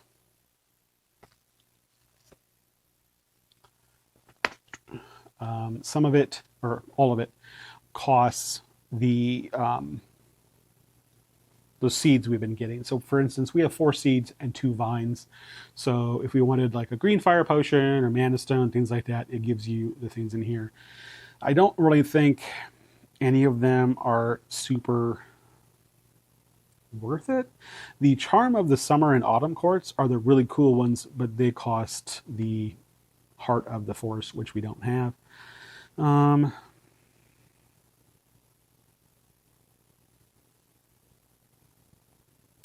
We could do the Fawn's Charm for one of our people. That we can, if we defend, we can negate a condition, which could be good. We have 4 seeds. Yeah, I think we're good. I mean, the green fire potion heal 7 health and 7 energy. I'm not sure we're going to come back to the Grove, so let's just go ahead and spend everything. I'm going to spend those on that. I'm going to keep 1 in case I need 1. So I'm going to get 3 green fire potions, which this guy already has 1. This person doesn't, so I'm just going to give 1 here and 2 here, so they will each have 2 green fire potions. Since we don't have a true healer, that might be a good idea. 2 green fire. Cool. End of the round, we will add a tick to the tracker. Okay, we can now teleport to any of these portals that we see. So here's 4, 5, we can come right back out to 3, which we may want to do. We never did buy from these wayposts the workshop supplies that we may or may not need, which could increase our stuff. So we might want to pop back out at 3 and then just go to a waypost and get some more workshop supplies. though this is also pop out at 4, and we're buy more stuff. Yikes.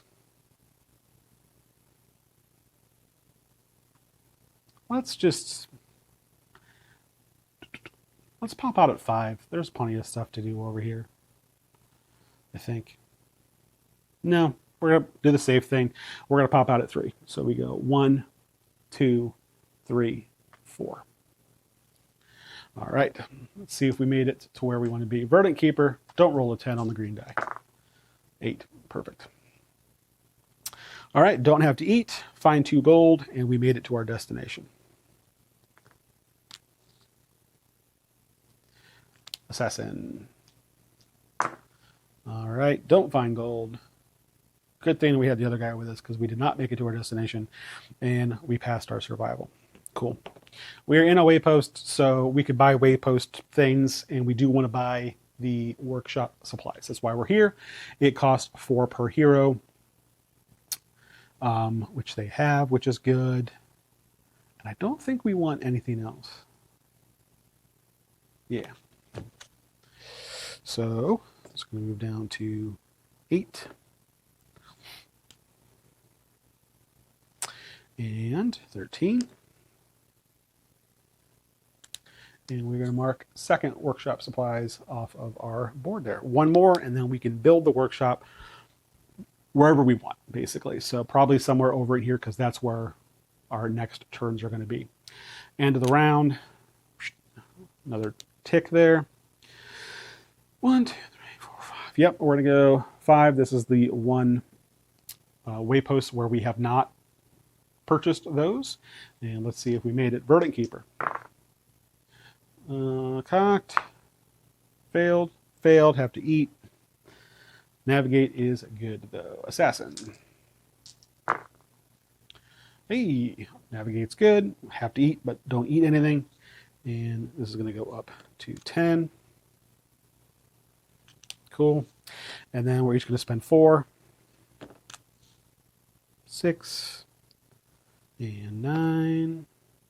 That gives us the last workshop supplies we need, so we can build that workshop wherever we want.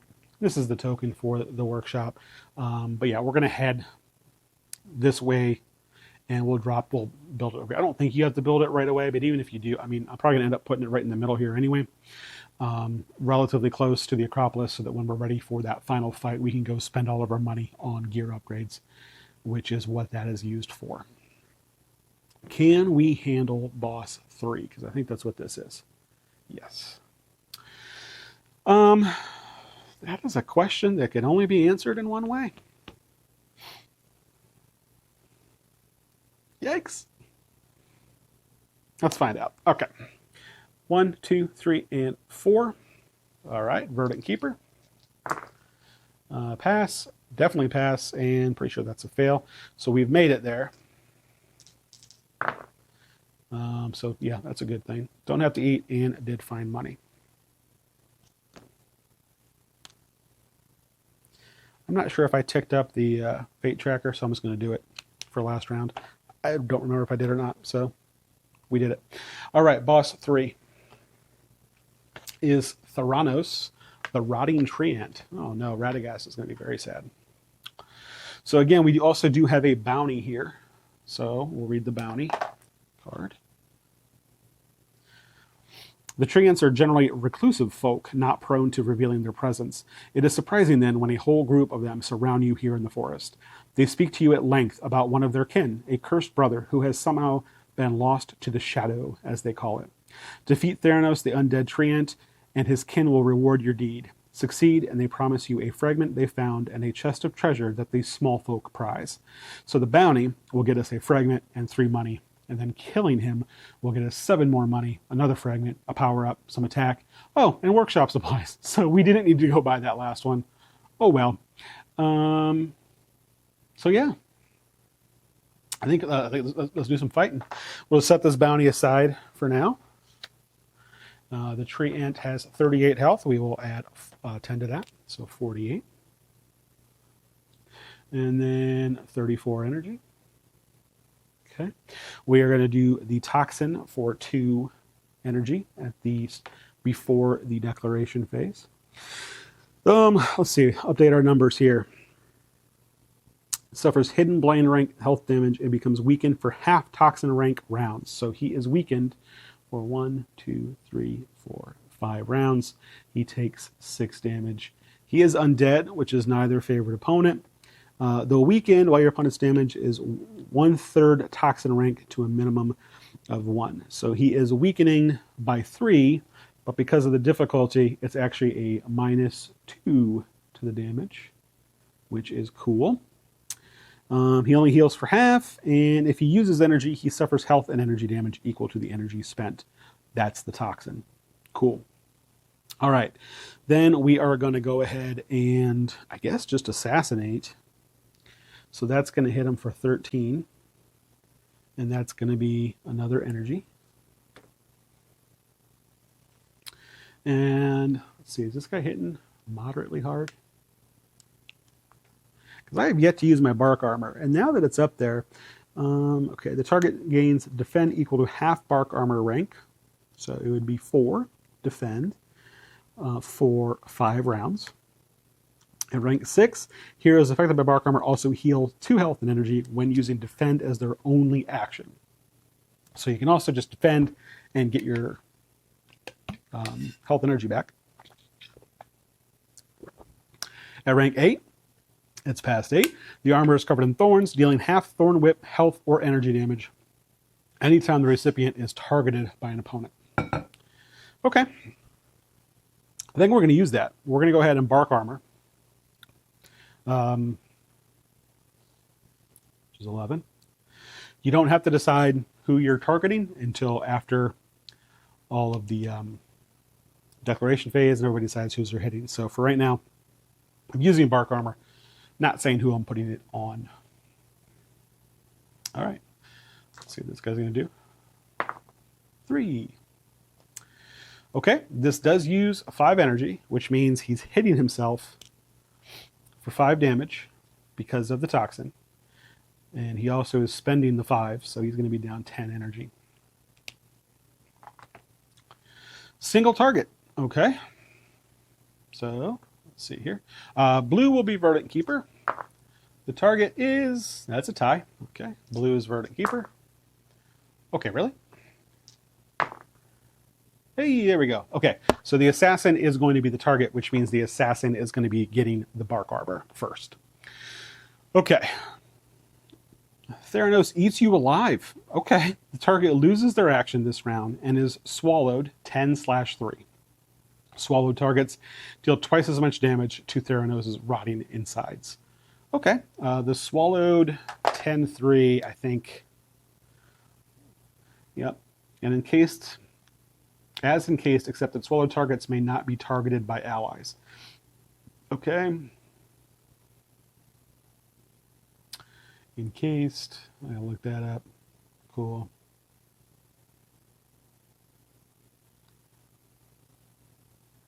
Okay, so you can only use his attack each round, targeting only the thing.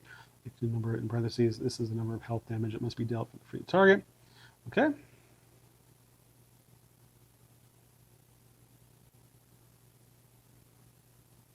Okay, so the 10/3 means that the encasement, for me to break the encasement, basically you have to do 10 damage.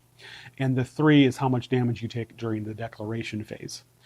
So since he was targeted though, and with the bark armor, he is going to take 2 damage, yay, from Thorn Whip, -2. And the encased, what does this say here? Swallowed targets deal twice as much damage to Theranos' rotting insides. So he's actually, the damage he was doing was 13, is actually 26.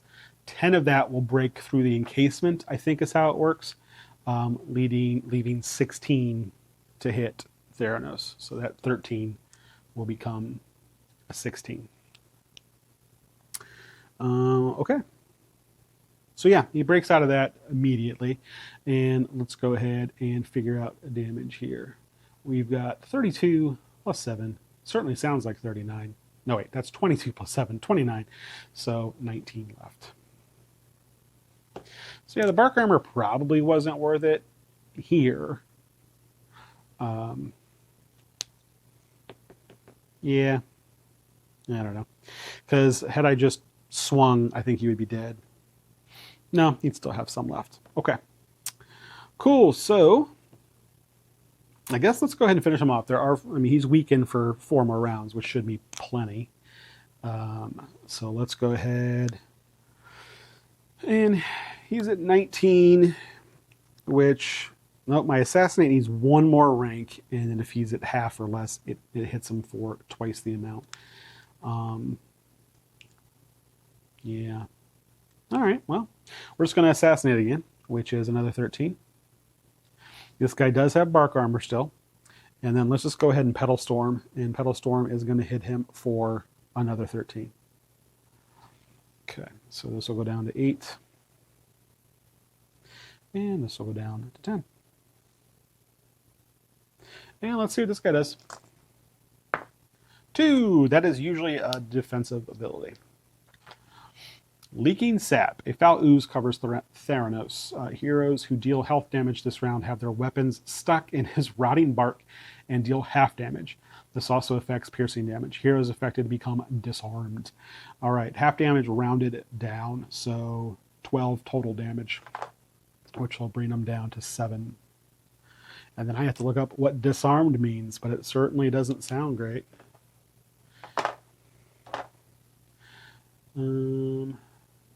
Disarmed. Disarmed heroes lose their weapon. They may attempt to reclaim it each round by taking a defend action and rolling a 10-sided die against their attack rank, as if it were a skill. While disarmed, heroes may only deal damage equal to their base roll and race modifiers. So he has 7 left. Base roll and race modifiers for the assassin would be 3, and for the verdant keeper would be 1. So yeah, I think they're both going to just defend and try to get their weapons back. Yeah. So, what did it say? When do we do that here?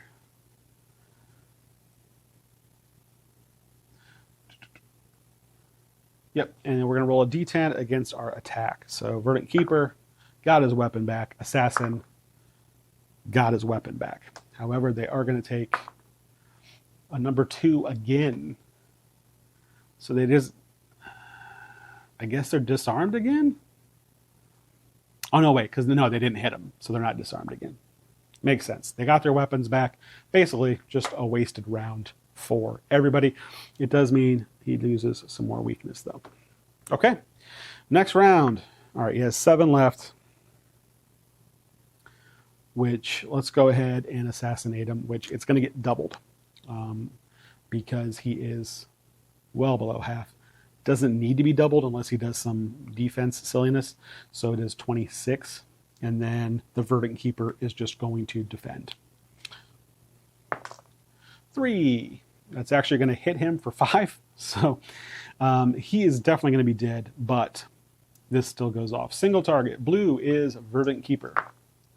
All right, so it is, the assassin is getting hit with this. He eats you alive again. All right, which won't matter because he is also getting hit for 26 damage at the same time. So the Verdant Keeper, not to mention he's getting hit with the thorns from the bark armor. All right, Verdant Keeper and Assassin have taken down Theranos. All right, we are going to start with... oh yeah, and when he defended, I totally forgot that. When he defended, he gets 2 health and 2 energy back. Because of the bark armor. He also had to get his weapon back, but still, bark armor helped him out. So yeah, relatively easy. We might think about increasing the difficulty here. First things first, though, we are going to get our bounty. 3 gold each. So 11 and 12. Cool. And then a fragment, and we will roll to see if we get a bonus fragment. Looking for a 2 or less. Hey, it's a 2. Bonus fragment from the bounty. We are also going to get this stuff, which is a fragment. And do we get a bonus fragment? We do. Okay, that was a fantastic round. Okay, and then we're going to roll. Blue is a Verdant Keeper. And we've got a 9 and a 2. So the Assassin gets the +2 attack, and the Verdant Keeper gets workshop supplies that we don't need.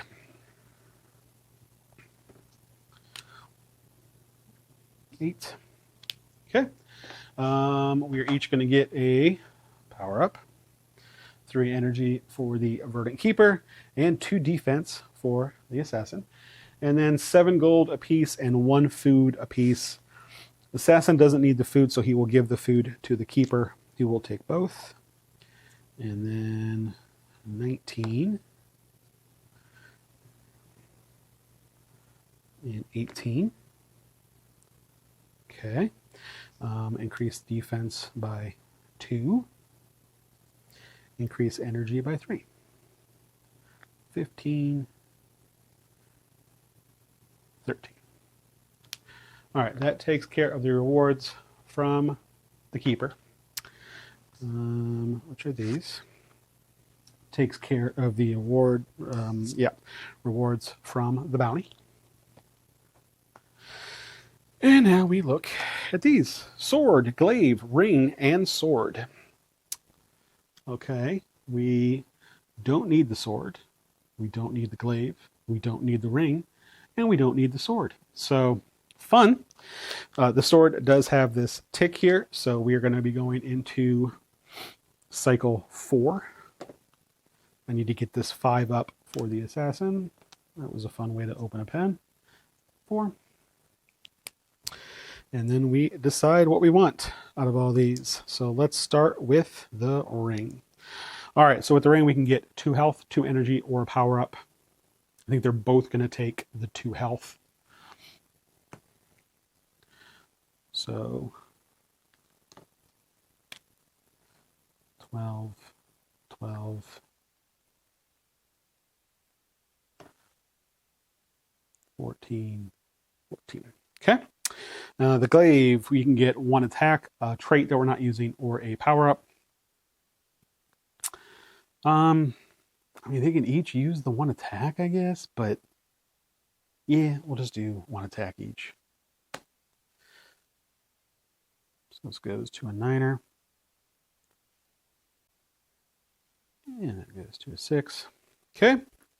And then the sword, another attack, 1 first mastery, or a power-up. Assassin's definitely going to take, Callum's definitely going to take the first mastery, because that toxin is awesome. Over here, I think he is going to take the attack. I'd like to start using this bark armor more and get it on both of them for an extended period of time throughout the whole fight, because that's pretty cool. And then if they're running low on health or energy, they can just defend and gain some back. For the sword, I think they're each going to take 2 power-ups. Now that we have that blessing where we ignore the first one of those, and then we roll the fate die, we do not roll a second one if we get it. But we didn't, so we do ignore that, which is cool. Okay. Oh boy. All right. The Assassin just got +4 attack and +4 defense, so 13 and 11. Which is pretty cool for your main attacky guy. And then, oh sweet, this is going to go up to 12. And then pick 2 + 1. I think we're going to do bark armor for 1. And primal aura for 2. And then, yeah, that's it. Cool, cool. Okay, so this one has been defeated. End of the round, another tick. And when we did hit cycle 4, I should have brought out the 4th and final sentinel. Okay, we still only have one relic completed. It is the scepter. We could go right up here right now, and we could put that together, basically. And I think we might as well do that. Yeah. 1, 2, 3, 4. Yep. So we'd have to take the sentinel out. Then we would enter the battle site, and we would be able to put the Scepter of Light back together. And I can show you guys how those work. So that could be fun. We have a decent amount of money. Not a huge amount of money, but I think we'll probably also place our workshop supply or our workshop there somewhere. So let's go ahead and do that. So 1, 2, 3, and 4. All right. This is for the Verdant Keeper.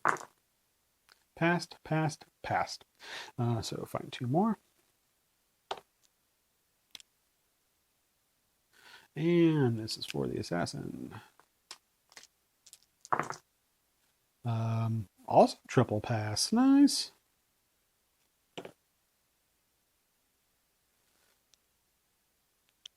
And we moved.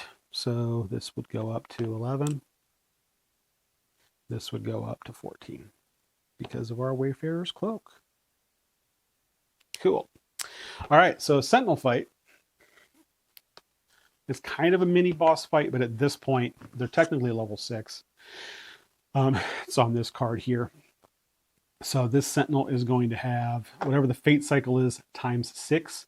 That is how much health and soul shield that it has. So, and then we're going to add 10 to that. So 34. Wrong pen. 34 health. 34 soul shield. And 26 energy. You also roll the fate die. Hex. What this does, oh, it's dangerous, and roll again. So this is going to give us an additional relic reward, but we now have to fight it at a more difficult level. Okay.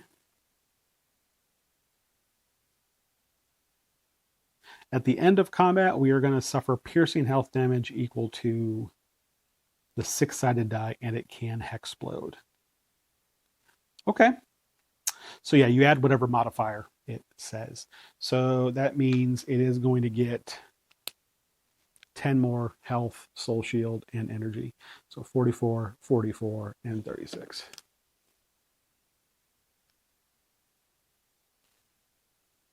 But our rewards are increased as well. Okay.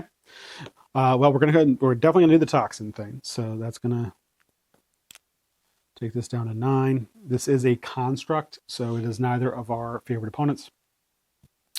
And let's see, what is our toxin up to here? That's gonna last for 5 rounds. 1, 2, 3, 4, 5.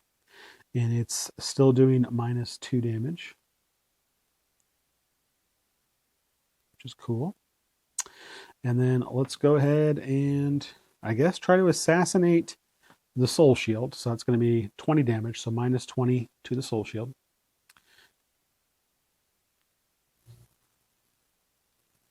And over here, we might just Petal Storm. No, let's Bark Armor. Let's give us both some Bark Armor. I should probably start filling these out. Okay.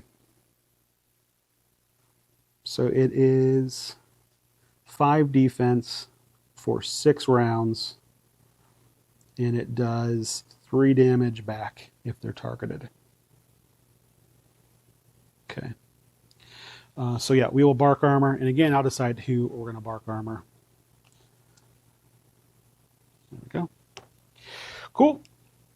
All right. Let's see what the thing's doing. 3. Sentinel. This does do 4. It cost 4 energy, so it is going to take 4 more away because of the toxin. And it is group energy damage. Heroes who deal damage this round also suffer 3 health damage. So it's hitting us for 4 energy, which is down to 2. We are going to Bark Armor the assassin so that he has how much more defense? 5 defend, so he won't get hit for that. And then if you do damage this turn, you also suffer 3 health damage, which would be 1. But again, because of the bark armor, he does have the defend on that. However, Verdant Keeper is going to get hit. So the 4 energy comes down to 2, and the 3 health comes down to 1. So 13 and 11. Cool. All right. And then the Soul Shield comes down to 20. Okay. And that was 1 round of weakness. Next round, we're going to assassinate again for 20. And we're going to have the Verdant Keeper bark armor themselves. And then he can start doing the whole pedal thing now that both of our guys are defended. Okay. 2, that is going to be single target health, and he heals for 4. So it's 7 health damage. However, that is reduced to 2. Both of these guys have defend 5. So it doesn't matter who it targets because it's going to get blocked anyway. And the heal of 4 is cut in half because of the toxin. So he's going to heal 2. Sad part about that is that means the Soul Shield has 2. That's actually a lie. The Soul Shield does not have 2 because the bark armor does 3. So the Soul Shield is gone. Yay! The peasants rejoice. All right. For the next round, let's see. We are going to Pedal Storm over here. Bring him down to 9. Okay.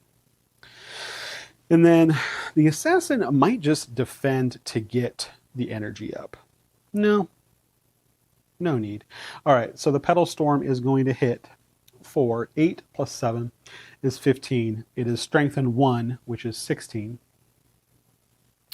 But then we're going to roll the Fate die, 3, adding 6, which is 9, and Pedal Storm is 8, so it will not get more strengthened. But it does do 16, and then we will just assassinate for 20. Okay, I think I missed getting rid of a weakness.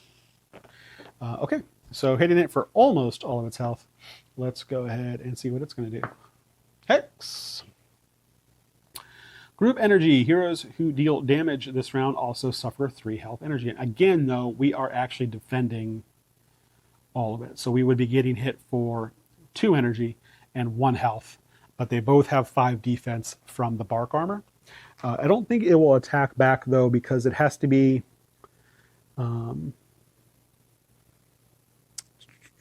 anytime the recipient is targeted by an opponent. So this is a group attack. It's not a target attack. So it will not attack back.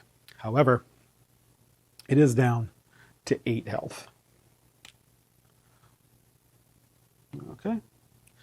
That was another weakened round. All right. The Assassin is just going to defend, which, because of the bark armor, means he increases health and energy by 2. Which he's full health, but we'll get some of his energy back. The Verdant Keeper might also just defend and get 2 and 2 back.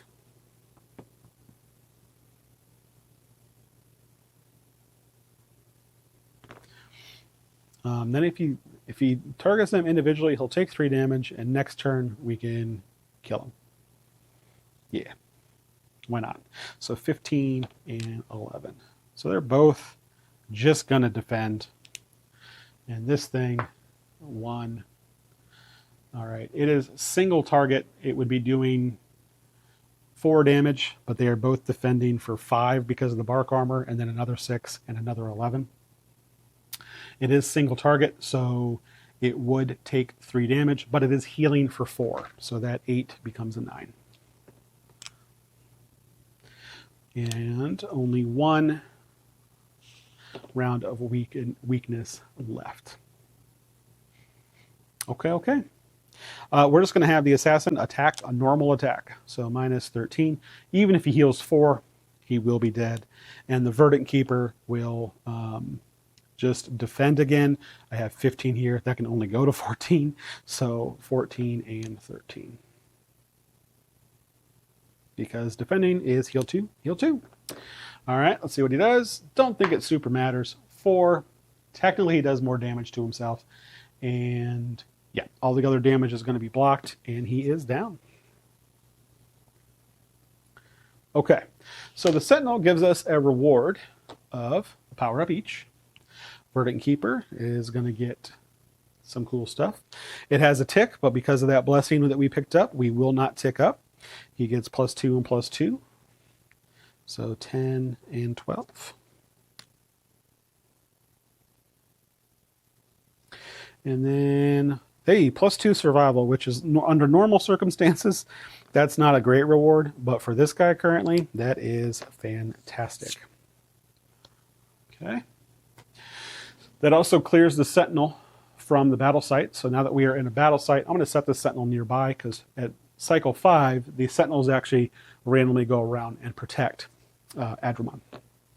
Okay. We also get, because of the things we rolled at the beginning, we get 5 gold each. So 25, 26. And we get a fragment, which let's roll to see. We do not get an additional fragment. It is a figurine, which we do need. And we can, if we want to, roll for a Heart of the Forest. So to roll for the Heart of the Forest, you need to roll a 2 or lower on the fate die. And you lose 1 health and 1 energy. And you really need at least 2 of those to be able to buy something cool up there. And I'm not going to do it. We're not going to do that. You win this round, Sentinel. Okay, figurine. Figurine allows us to get either 2 energy, 1 explore, or a power up, and they are both going to take explore. 8 and 8.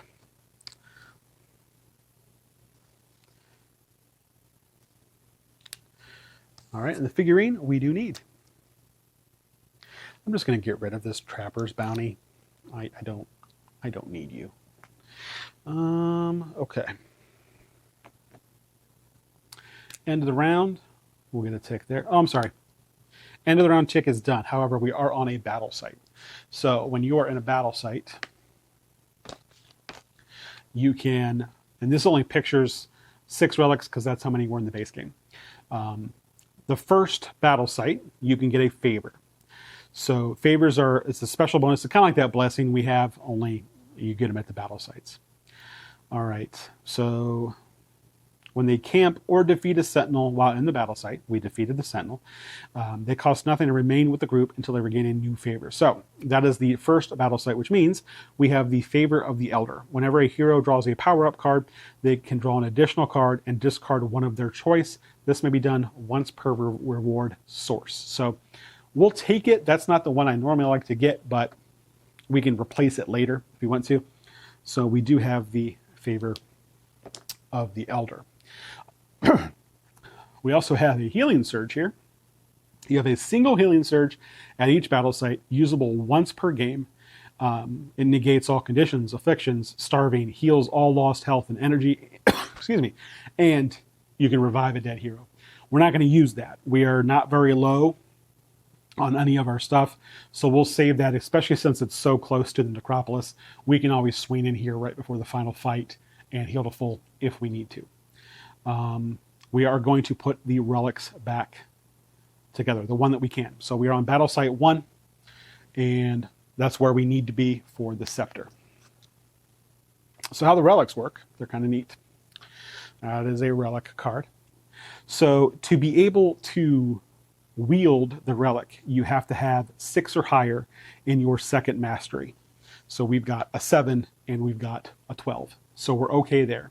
It gives the wielder a bonus of 5 to the second mastery. It also is going to automatically do -10 soul shield per round. So all of these things we're fighting with soul shield. However many relics you have, each one does 10 to the soul shield every round automatically. So you can kind of just sit and defend and try to not take damage and let these things take out the soul shield if you want to do it that way. It also will give you a bonus during the final fight. So against the Magi, it has Soul Lace here. And what it does is it makes one of her abilities, typically that's what they do, they make one of her abilities not as powerful, effectively. So all you have to do is decide who you want to wear them to get the relic. Now, every relic you get increases the requirement for the next relic by 2. So right here we have 1 relic. So it is going to increase by 2. So for instance, if this were the second relic we were picking up, that requirement of 6 or higher would be 8 or higher, which means our assassin would not be able to carry it. Tempted to give this to the, I mean, it works great for both of them because they're both using their second mastery a decent amount. The Verdant Keeper, that's the bark armor. So if I were to give this to the Verdant Keeper, Wheeler bonus would go up 5, which means the bark armor would be more powerful, which is great. However, the Assassin's Assassinate is not yet at its max level. At its max level, it doubles damage when they're at half or below health. So I think we're going to go ahead and give this to the Assassin because it has that wielder bonus. Oh, it also has another ability too. Once per combat, you can spend 5 energy to boost one ally's action rank by your second mastery rank. So I can actually, this is going to go up to 12. I would be able to boost his bark armor by 12 as he's doing it once per round. So again, cool little combo when you're playing with more than one character. If you were only playing with one character, you can just do that to yourself. But it's going to be harder and harder to wield as many relics. So +5, we're going to go ahead and make the Assassinate 12. And we're just going to keep that like that. So it's tucked under my board. I don't know if that's visible on the camera, but that's just a reminder of what that does. So we have gotten the first relic of 4. You don't have to get the relics to fight the final boss. You can just go fight her.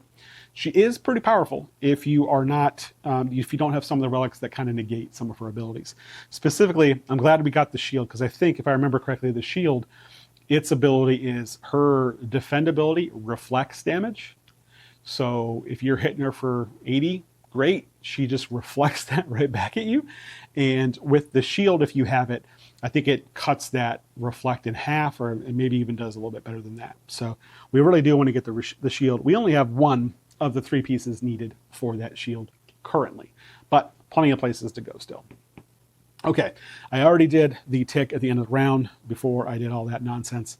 So now we can decide what we want to do. I think it's that. What is that? That is a Explore test, which our Explorers are pretty good. So yeah, at this point, I think we just kind of clean these up, try to find the last pieces of the fragments we need. So we got the scepter. I'm just going to kind of set these to the side now. We need 1 more piece of the staff. We need 2 more pieces of the figurine. We need 2 more pieces of the shield.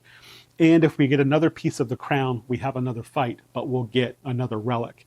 There's not that many cards left in the fragment deck, so I have a feeling pretty much everything we need is about to come up, as well as the crown, which is a fight that we can handle at this point, I'm pretty sure. Okay, so we are going to move. So I'm going to go ahead and pump this up to 14. And this up to 9 because of our Wayfarer's Cloak. Okay, and we're just going to cautiously move right here so we don't care about green. As always, that was Verdant Keeper. Good there, so we're going to get a little more gold. Getting more gold is also good because we haven't, but we can put out the workshop now. And we can buff up whatever abilities or maybe just health before we go into that final fight. Assassin, doesn't need to eat, doesn't find gold. Sad panda. Okay. We are on this guy here. So this is an Explorer. A large swath of forest is matted with thick, curling brambles, each one laced with innumerable poisonous barbs. Normally, one would avoid such a region at all costs, but an immense power is trapped in the cruel and twisted foliage. Each hero suffers 1 health and energy damage while attempting this destination. Okay, so we need an Explorer. Verdant Keeper passes. I'm not sure. I'm just going to say this guy tries 2. When we play with multiple people, we always just roll at the same time. So technically, we all would have tried it. We passed it, though, on the first one. And I'm going to lose 1 health and 1 energy. And all that means is the next time I move, I'm not going to increase those for my Wayfarer's Cloak. I'm just going to make it easy on myself. Okay. So yeah, that is a success. We are going to get a fragment. And maybe a second fragment. Nope. So we are going to get a fragment. It is the cane, which we do not need. We can take 1 defense, 3 energy, or a power-up. The assassin's going to take the energy. So 15 and 12. And then I think the Verdant Keeper is going to take the defense. Might as well erase these numbers. That's not the eraser. Crushed it. There we are. And that's the cane, which again, we do not need. All right, so that was this. And then another tick over here. We are almost to Fate Cycle 5, which a couple things happen at Fate Cycle 5, which I'll get to when we get there. All right, our next turn, I think we just, what was this one? B, that's a survival roll. Or we can go down and do, so we're just going to, it doesn't super matter. They're both close. So 1, 2, 3. We're going to go there. This is for the Verdant Keeper. That's a pass. That's a pass. That's a fail. And the Assassin. That's a fail. That's a fail. That's a pass. Okay. That's fine. We still made it to where we wanted to be. And we now have to do B, which is this guy, I think. Yep. All right. You stumble into a large gathering of mindwiped. They seem to be excavating something, and you think it might be a fragment. Distract them in order to obtain it. Any hero who fails survival is chased away and must roll navigate. Those who fail both suffer 2 energy damage. Those who fail both. What are you talking about? I don't know. We're going to roll survival. Verdant Keeper. That's a pass. And Assassin. That's a pass. Okay. So we are good. This goes as a fragment. We could, if now this one says Soul Reaver, so if I was playing as the Soul Reaver, there is something specific that you can do here, and it would make the Soul Reaver a little bit, usually it affects one of their abilities, kind of thing. But that is going to be a fragment. Let's roll to see if we get a second one. Need a 2 or less. Hey, a 2, so 2 fragments. The staff and the figurine, we do in fact need both of those. 2 ticks. Bloop, bloop. Okay. All right. For the staff, we can either get 2 to the first mastery, 2 to the defense, or 2 power-ups. I think the Assassin is going to take 2 to his Toxin, because that is pretty awesome, which will make that 13. The Verdant Keeper, we're going to go 2 defense, because that'll help with that bark armor length.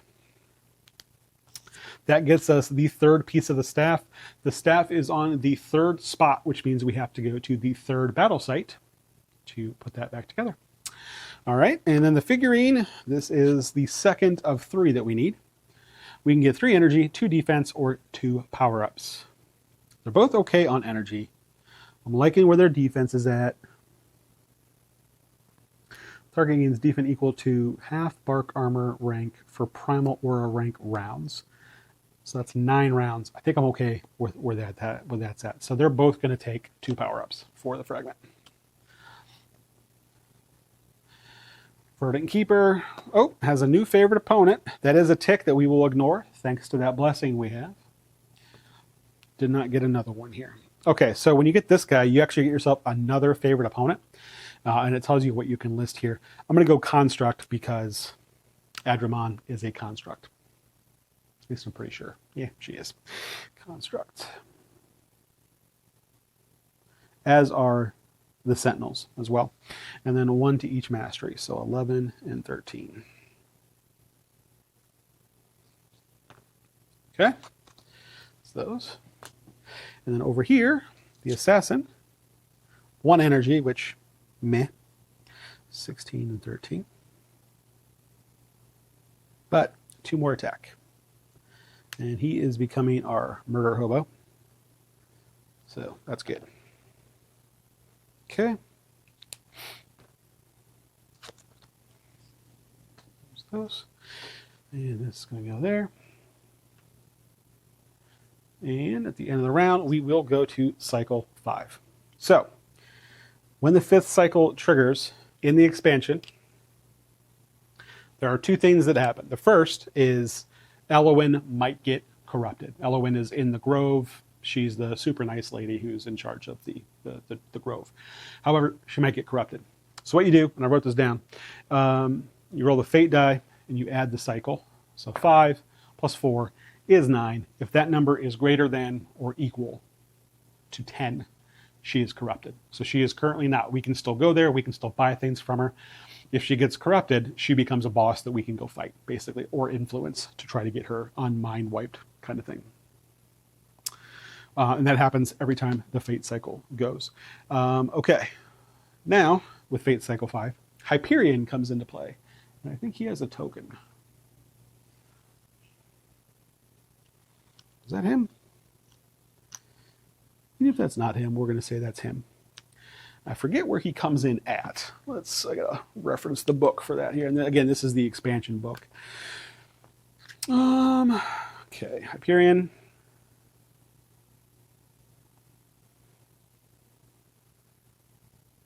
The center of the Acropolis. So he is here. This is Adrimon's strongest construct, is what it says. And what he is going to do is he is going to beeline for a boss, whatever the lowest boss is. He's going to beeline to him and try to take him out. And for every boss he takes out, which he automatically takes them out, he's a level 8 boss himself, so he automatically takes them out. She is going to get a larger soul shield, 10 times the level of the boss. She'll have a larger soul shield. So if he takes out 2, she'll have 20 more soul shield. Then he's going to go to 3 if they're available. They're not. We already killed him, so he'll go to 4, and then 5, and then so on. He's just going to try to take out every boss to increase her soul shield. So we kind of want to fight him. He is a level 8 boss. So I like the combos we have. I don't like the amount of health we have. So what we might do is we might go ahead and set up our shop. He moves 3, by the way. I think, is it during the villain phase that he moves 3 towards the boss?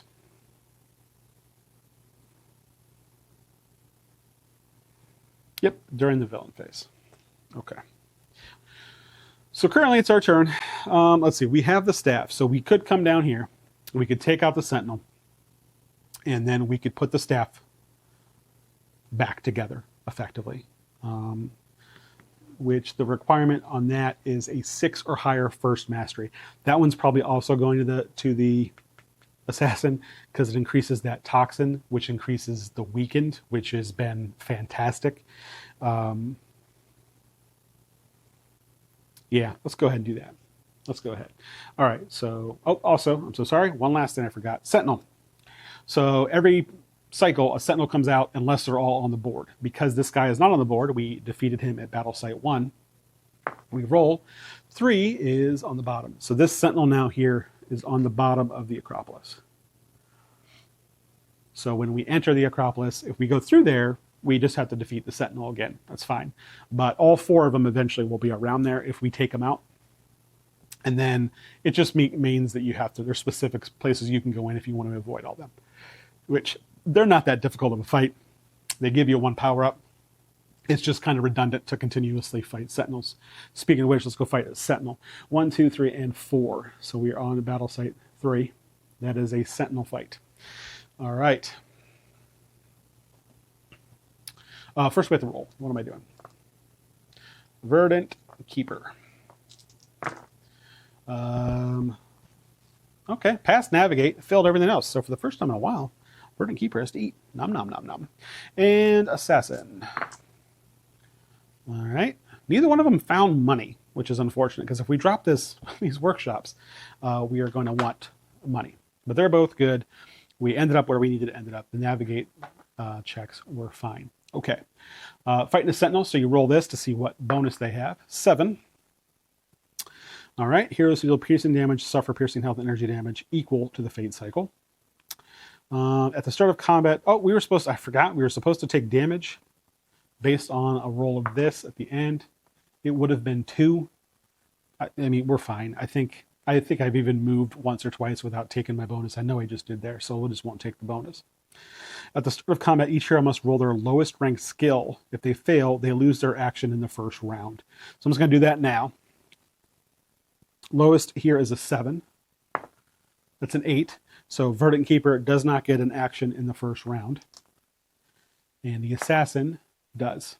So, boo-hoo. Okay. And my Assassinate is technically piercing damage. I wonder if I could make it not. Probably not. So, if I hit with piercing damage with the Assassin, it is going to do damage back to me, health and energy damage, equal to the fate cycle. Okay, so we probably want to avoid doing that when I don't have any type of healing or anything like that. Cool. All right, we are going to use his Toxin ability. So the Toxin is 13. So we're going to spend 2 energy. And that is going to hit him for 15. I didn't even put his stats up yet. Is it time to move to moderate? Yeah, we're going to move to moderate. So he's going to get plus 10 vitals. So it is 6 times 5 is 30. Plus 20. He's got 50 health, 50 soul shield, 36 energy. He is going to be hit by 15. And again, this is against the soul shield. It is a construct. Verdant Keeper has favorite opponent against construct. Even though they lose their first round, you always still roll a favorite opponent. That is 2. So that's going to be 2 more damage to the soul shield. And I have 1 relic. So that is another minus 10 damage to the soul shield. That is just the Toxin ability. They're also weakened for 1/3 Toxin rank. So they're weakened 4. Yep. But plus 1, so minus 3 damage for how many rounds? Half Toxin rank rounds, 6. So probably the whole fight, but that's fine. Okay. All right, Verdant Keeper cannot do anything in the first round because of that failed test. Assassin doesn't want to assassinate because it would be piercing and they would get hit back. So they're just going to attack for their normal hidden blade for 15 more damage here. Cool.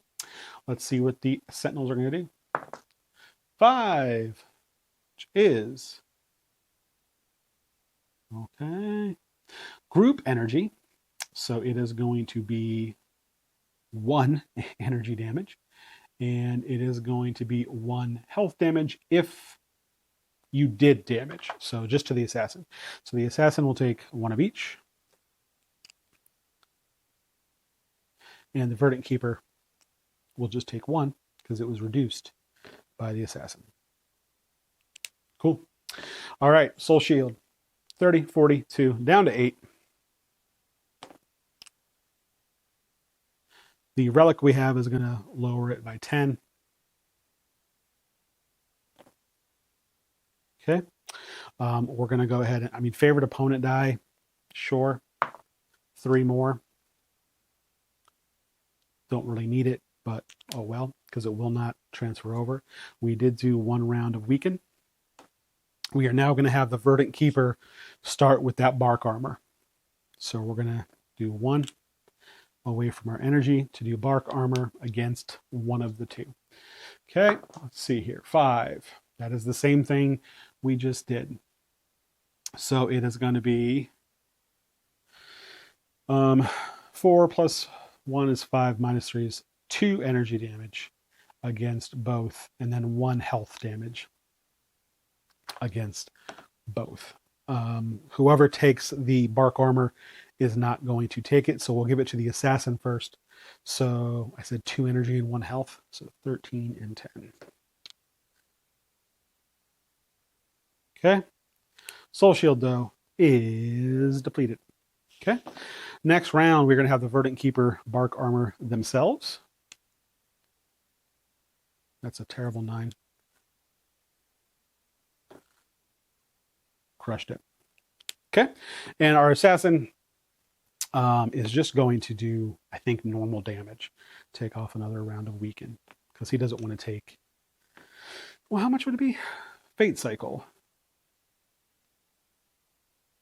No, I think it's piercing. So we're just going to do minus 15 with the normal hidden blade. Favorite opponent, though, for the Verdant Keeper is 5 more. Okay. All right, so they both now have bark armor. The bark armor is going to do, we'll do half bark armor rank. So it is going to be 6 defend for 9 rounds. So 9 here, 8 here, but they both have 6 defend just because of the bark armor. If he is individually attacked, it will also hit for half Thorn Whip, which is just 3, but something. All right, so that's what we're doing. That's a 5. It's the same thing we've had. So the group energy and also health damage. They both have bark armor. The group energy would be 2. The health damage would be 1. So the bark armor is going to take care of all of that. Does not hit back because it is a group attack, not an individual attack.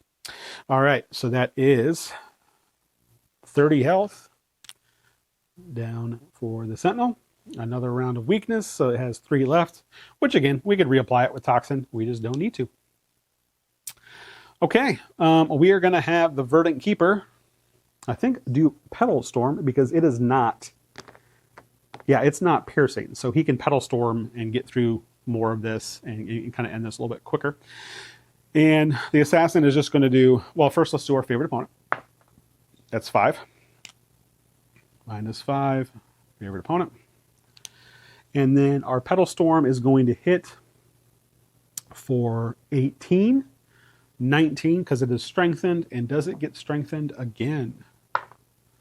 We add 8 to 6, 14. Our Petal Storm does not. So no, that strengthen is not working. But it is minus 19. So we will just go ahead and have the Assassin do 15 with just the normal Hidden Blade attack. Let's see what this guy's doing. Hex is the same thing he's been doing. So we're going to defend all that, and we're going to murderize his face just a little bit. So that is a dead Sentinel, which is good times. I mean, not for him, but for us, it's pretty good. The Sentinel then will just kind of hang out. Once we go to the 6th Fate Cycle, he will go someplace around the Necropolis. Acropolis. However, we rolled a 7, so that's going to give us 4 gold and a power-up each. So 29, 32. Okay, 1 health, 1 energy. All right, and this one does have a tick on it, but because of that blessing we have, we can ignore the first tick. So 15, 16.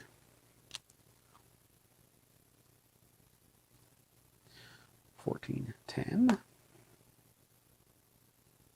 Okay, and this is going to go up to 11. All right, the skills on the Assassin are still a bit worrisome with this final fight. So we are at the battle site, so we do need to finish that, the battle site portion. Let's see. The favor at the battle site, I totally forgot about the favor from the first one. Okay. This favor allows each hero to choose 1 additional favorite opponent type or increase their favorite opponent die from the 6 to the fate. This explodes on both a roll of a hex and an 8. Okay, we're going to take this one over the favor of the Elder. just because I forgot to do the favor of the Elder anyway. So we are going to give the Assassin the Construct. This is a pen I don't like. The Construct favorite opponent as well, and we are going to give the Verdant Keeper is going to be using an 8 instead of a 6 on their 2 favorite opponents. I just want them both to have Construct, and since the Verdant Keeper already does, we'll make it an 8, and it hexplodes on a 1 or an 8, and that's because normally on the normal D6, hex is a 6, but in this case, 8 and hex. So if we roll either of those, you roll again, and you continue to do so until you do not roll an 8 or a 1 or a hex. So, coolio. That is the favor we now have, and that is the favor of the champion. And hopefully, that one's easier to remember because you just write it on the thing. Cool. However, we have all 3 pieces of the staff. So we get the staff. All right, so the staff has a wielder bonus for the first mastery of +5. To be able to wield this, you need to have a 6+ requirement, so actually 8, because we already have one. So you have to have an 8 or higher. Both of our guys have an 8 or higher. And it gives you +5 to your first mastery, so Pedal Storm or Toxin. We're gonna go here again. He's gonna get another relic, which means the next one has a +4 wielder or a requirement. However, this is going to go to 18, which I should be able to. Crushed it. Okay, so Toxin now is doing pretty cool things. It is weakening by 6, and it is giving us 9 rounds of that.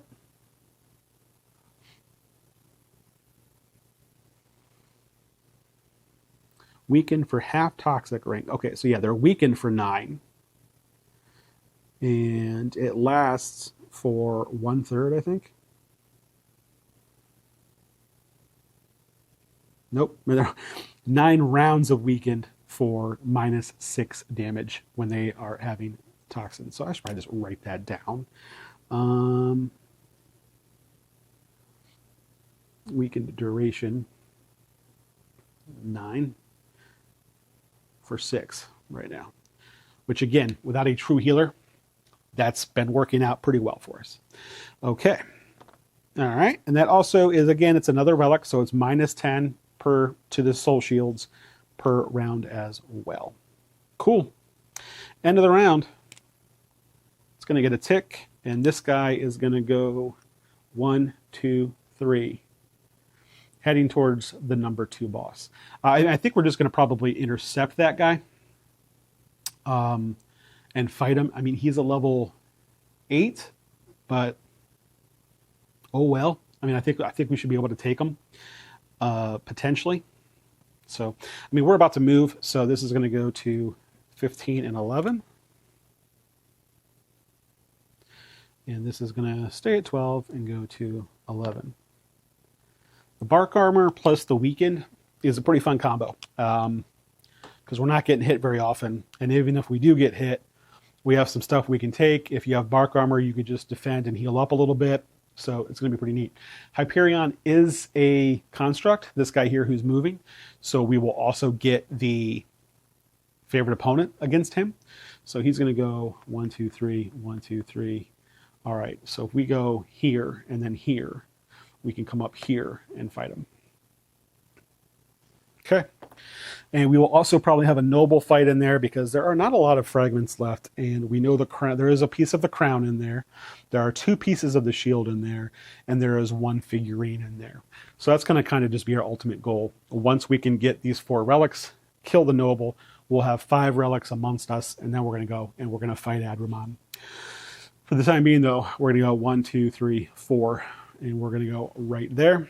Let's roll and see. This is for Verdant Keeper. Okay, I think that's a pass, and a pass. So I'm going to find some gold. 34. And then Assassin. Come on. All right. Wow. Double crit fails. Passes navigate, which we didn't need him to pass, but that's fine. He would eat, but again, food rating of 0. All right. So this is a survival check, I think. All right, there is a spot near the river bend where all wildlife acts sluggish. A willow tree's delicate branches reach toward the ground, its leaves emitting a wall of putrid yellow mist. You see a fragment lodged deep in its bark. All right, survival roll for the Verdant Keeper. That is a pass. I mean, I guess for fun, for the assassin, that is also a pass. There's a risky thing that we could do, which we're not going to worry about. We're just going to go ahead and take our fragment, and we moved up to moderate, so 3 or less, that's a 4, would have gotten us a bonus fragment. So let's go to fragment. It's the crown. All right, so we're going to get our rewards, and then we are going to have a fight against the noble. Let's go ahead and flip that. We can get 3 health, 1 attack, or 1 power up. This also does tick the fate tracker. Okay. I think they're both going to take, definitely the assassin is going to take 3 health, because he's only at 12. So we're going to do 15, 15. I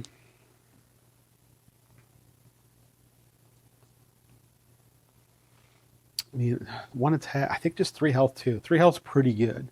So 18 and 18.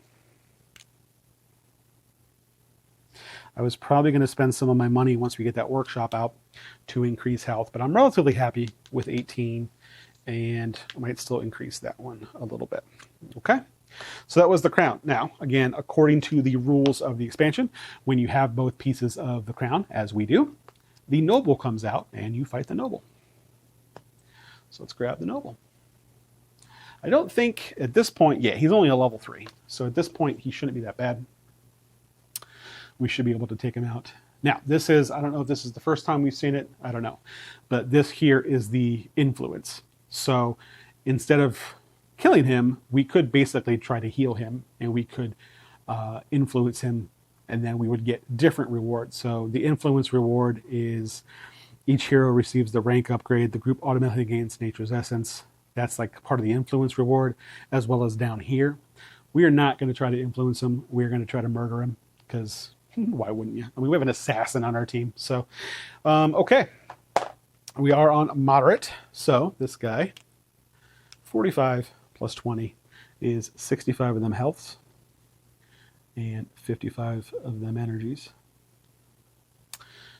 He is going to get immediately toxined, costing 2 energy, which is going to be minus 6 damage plus the 1 from being on moderate, so really minus 5 damage, and that is for 9 rounds. This fight won't last 9 rounds, so I'm not even going to keep track of that. He is a spirit. The assassin's favorite opponent is spirit, so let's see how we do there. 4. So he is going to get hit for minus 4 from the favored opponent. The toxin also hits Hidden Blade, so that's 15, and that's not even him doing an ability yet. So let's go ahead and then assassinate for 1, which will do 27 more. It's not bad. The Verdant Keeper, I think, is just going to Petal Storm. I'm just going to try to knock this guy out as quick as possible instead of defending a little bit. That Petal Storm will be for, that is 18. It'll be for 19, but we're going to try to strengthen it again. And we are going to roll, whoops, this and add 3 to it. That is 10. Petal Storm is 11, so that is going to be strengthened again. That will go to 20. And our strengthen is now 2 on Petal Storm. Okay.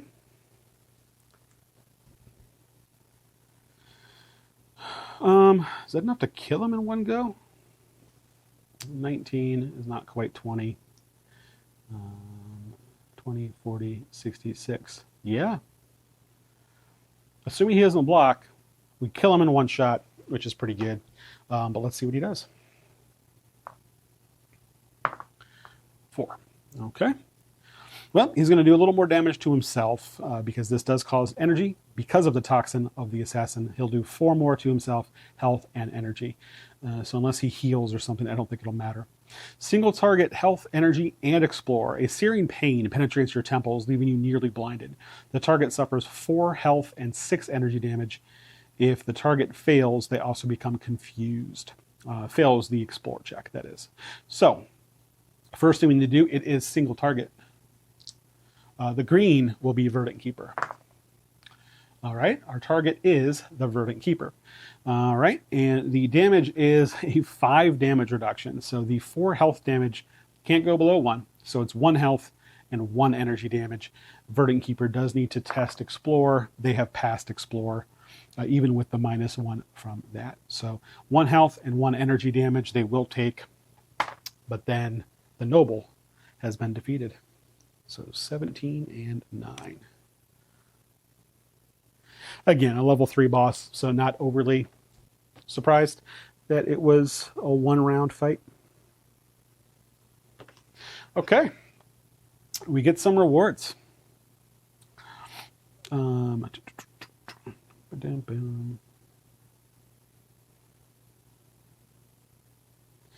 Okay.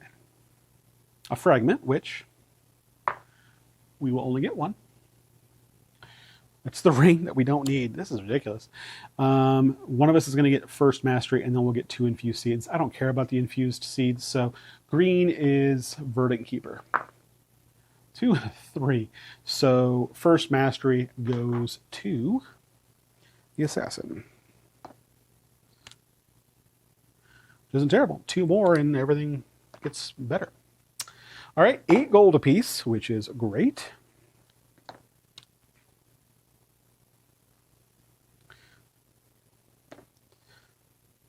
No food, and 1 power-up each. Verdant Keeper gets a +1 to 3.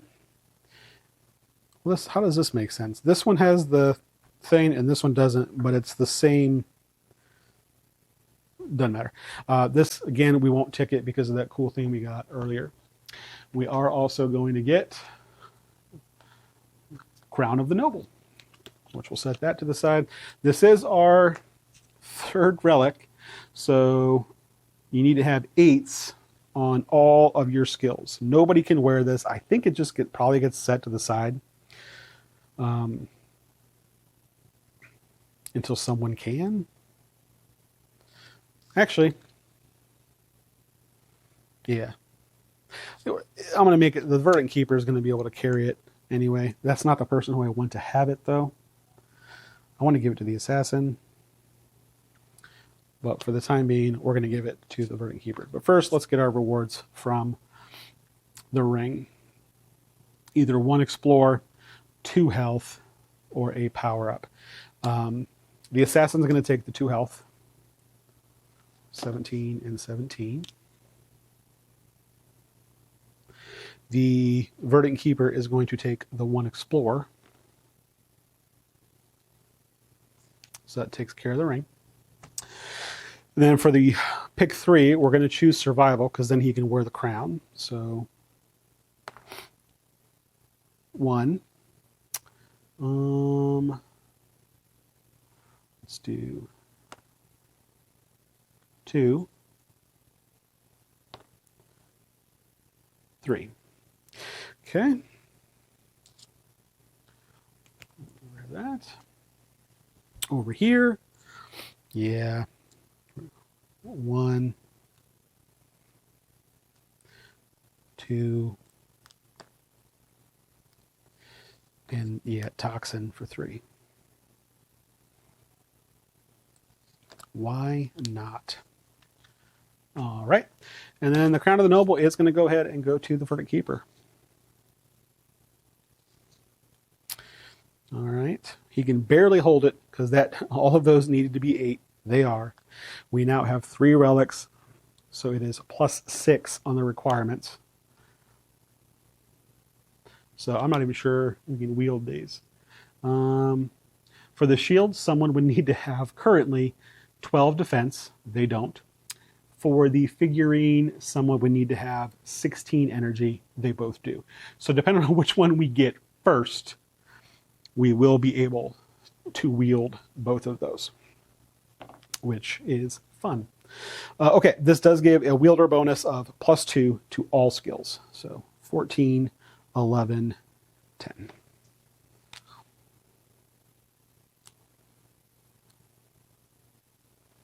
Which Verdant Keeper is in good shape for the final fight.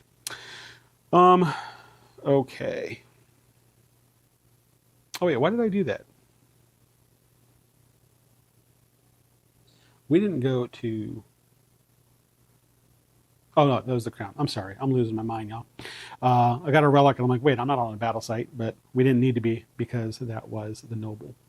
Okay, after all that, we are ready for a tick at the end of the round. And then our Hyperion is going to go 1, 2, 3. So we could fight him now, but instead, I think we're going to go do another... Yeah, we're going to do another quest destination thing. And hopefully start finding these figurines and shields before we fight Hyperion. Okay, 1, 2, 3, and 4. That is a success. Success. Oh yeah, Verdant Keeper. All of those are successes, which isn't surprising. All of his stuff is now over 10. Technically, I now crit on navigate rolls. That is technically a crit navigate roll because my navigate is 14. So I crit on 4s or lower. 3s or lower?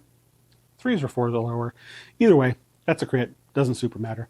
Time for the assassin. Good. Finds 2 gold. Doesn't have to eat. Not that he does anyway. Okay. They moved, so this is going to go to 9. And this is going to go to 18 and 10. Okay. And what we got here? So this is an explore check.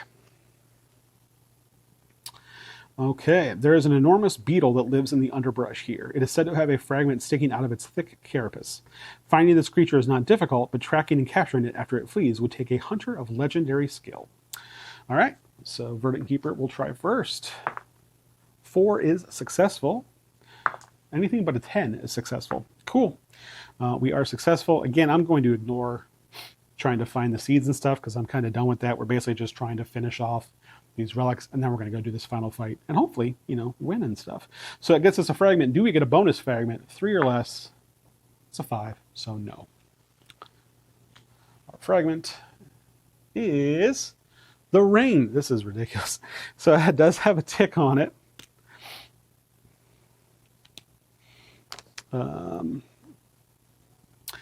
3 health, 2 attack, or 2 power-ups.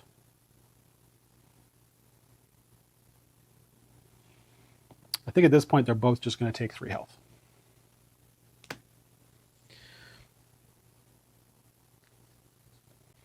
Because we're doing pretty good with everything else.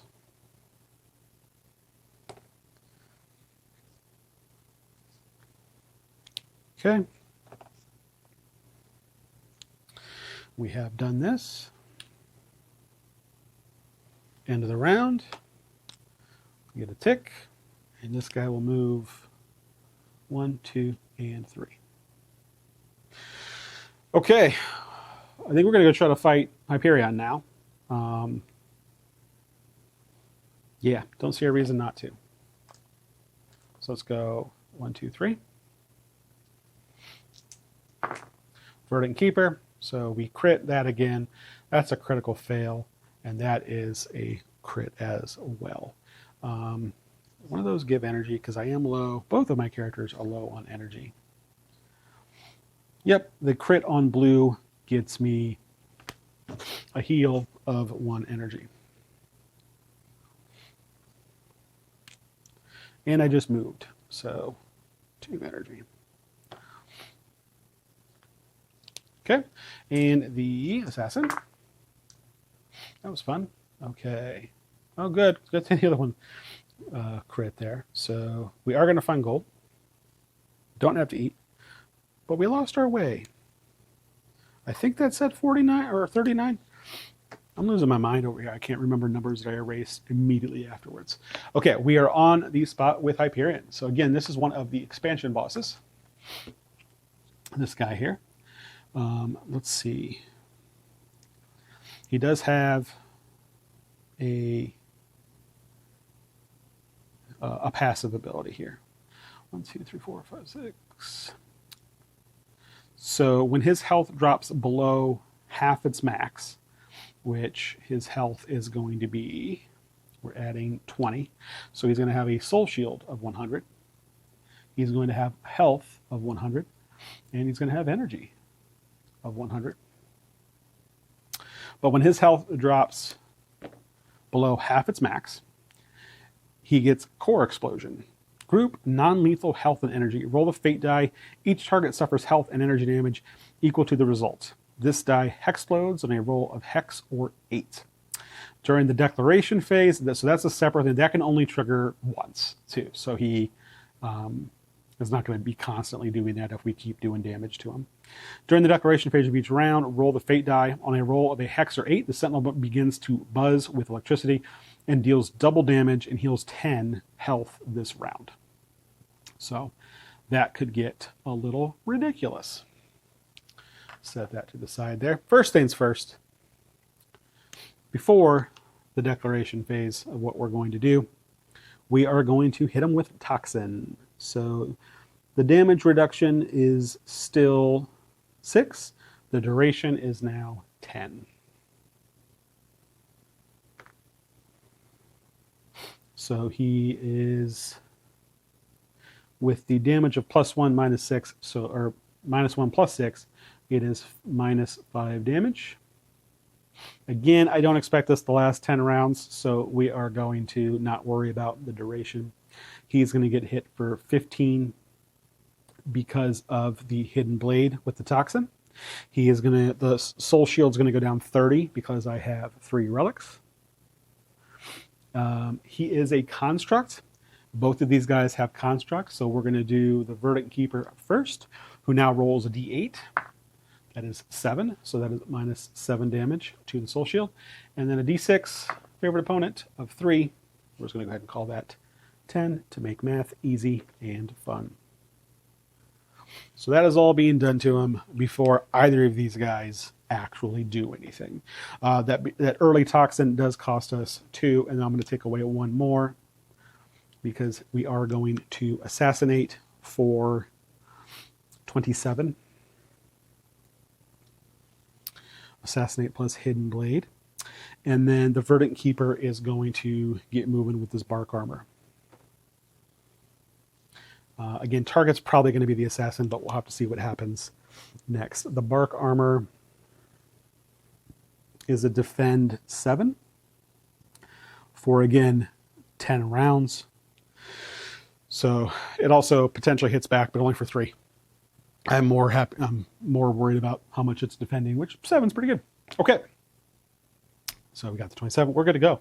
Let's see what Hyperion does here. Hex. That's probably great. Draw the Sentinel placard and roll the Fate die. The Sentinel performs the matching attack and gains the passive effect of the roll. Passive effects that occur at the start of combat happen immediately. Okay. So we're going to roll that. That is also a Hex, which again, I don't think is great. But we have to find the Sentinel. Oh, that's over here. Hex. Sentinel is dangerous and roll again. I don't think it can be dangerous now. We just started. So we're just going to roll again. 4. All right. Basic attack of 6. Single target health and energy. And he heals 6. So this says... Yep. And... additional effect, the Sentinel moves themselves and the group 1 hex closer to the center of the Magi's Acropolis at the end of every combat round. Okay, so this is going to be the end of the round. He's bringing us back to his master. So the basic attack is 6, -5 damage. It's health and energy. So we're going to hit the Assassin with the Bark Armor. Actually, no, it's single target. So Verdant Keeper is green. Yep, it's hitting the Assassin. So we're going to hit the Assassin with the Bark Armor. So they will take No health damage, no energy damage. They will actually do 3 back, but this does say heal 6. So these are going to heal 3 effectively. So plus 3, this 27 will become a 24. Cool. Okay. All right. So we got 30, 40, 55, 79, which means there's 21 left on the soul shield. So don't need to do anything. Oh, this guy did take 1 and 1. So 20 and 10. And I'm going to move it down to 9 because he is going to bark armor again. Assassin is just going to defend, which will get him +2, +2. And we're going to let everything else take care of this soul shield. We got 30 coming from the relics. And then we've also got our favorite opponent die rolls, which is another 10. So we should be good on that. Let's see what Hyperion does. 1. At the end of the round, I'm going to do it now before I forget. At the end of the round, he is going to move us back 1, I think, still from that first attack. So dual target health, piercing 5. Each target suffers 8 health damage. Its gigantic fist grinds you into the ground. But the 8 health damage is reduced by 5. The piercing is reduced to 1. So this guy is going to take 1 piercing health damage. And this guy is hitting himself with the bark armor. So he's also going to take 1 piercing health damage. Oh, actually, this guy was healing 2 health and 2 energy. So they would negate. This guy was not, though. Now they both have bark armor. The shields are down. Okay, so kind of what we want to do here is, because he has that whole I'm going to blow up thing if he goes below half. So if we assassinate here, he'll take 27. If we pedal storm heal here, he'll take 20. So he won't be at half. But then can we kill him next turn? No, because that's how math works. Unless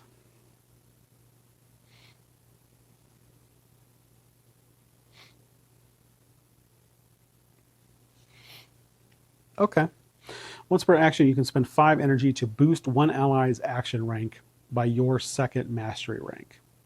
So if I do that next turn, I can boost the pedal storm and we can avoid his whole blow up thing.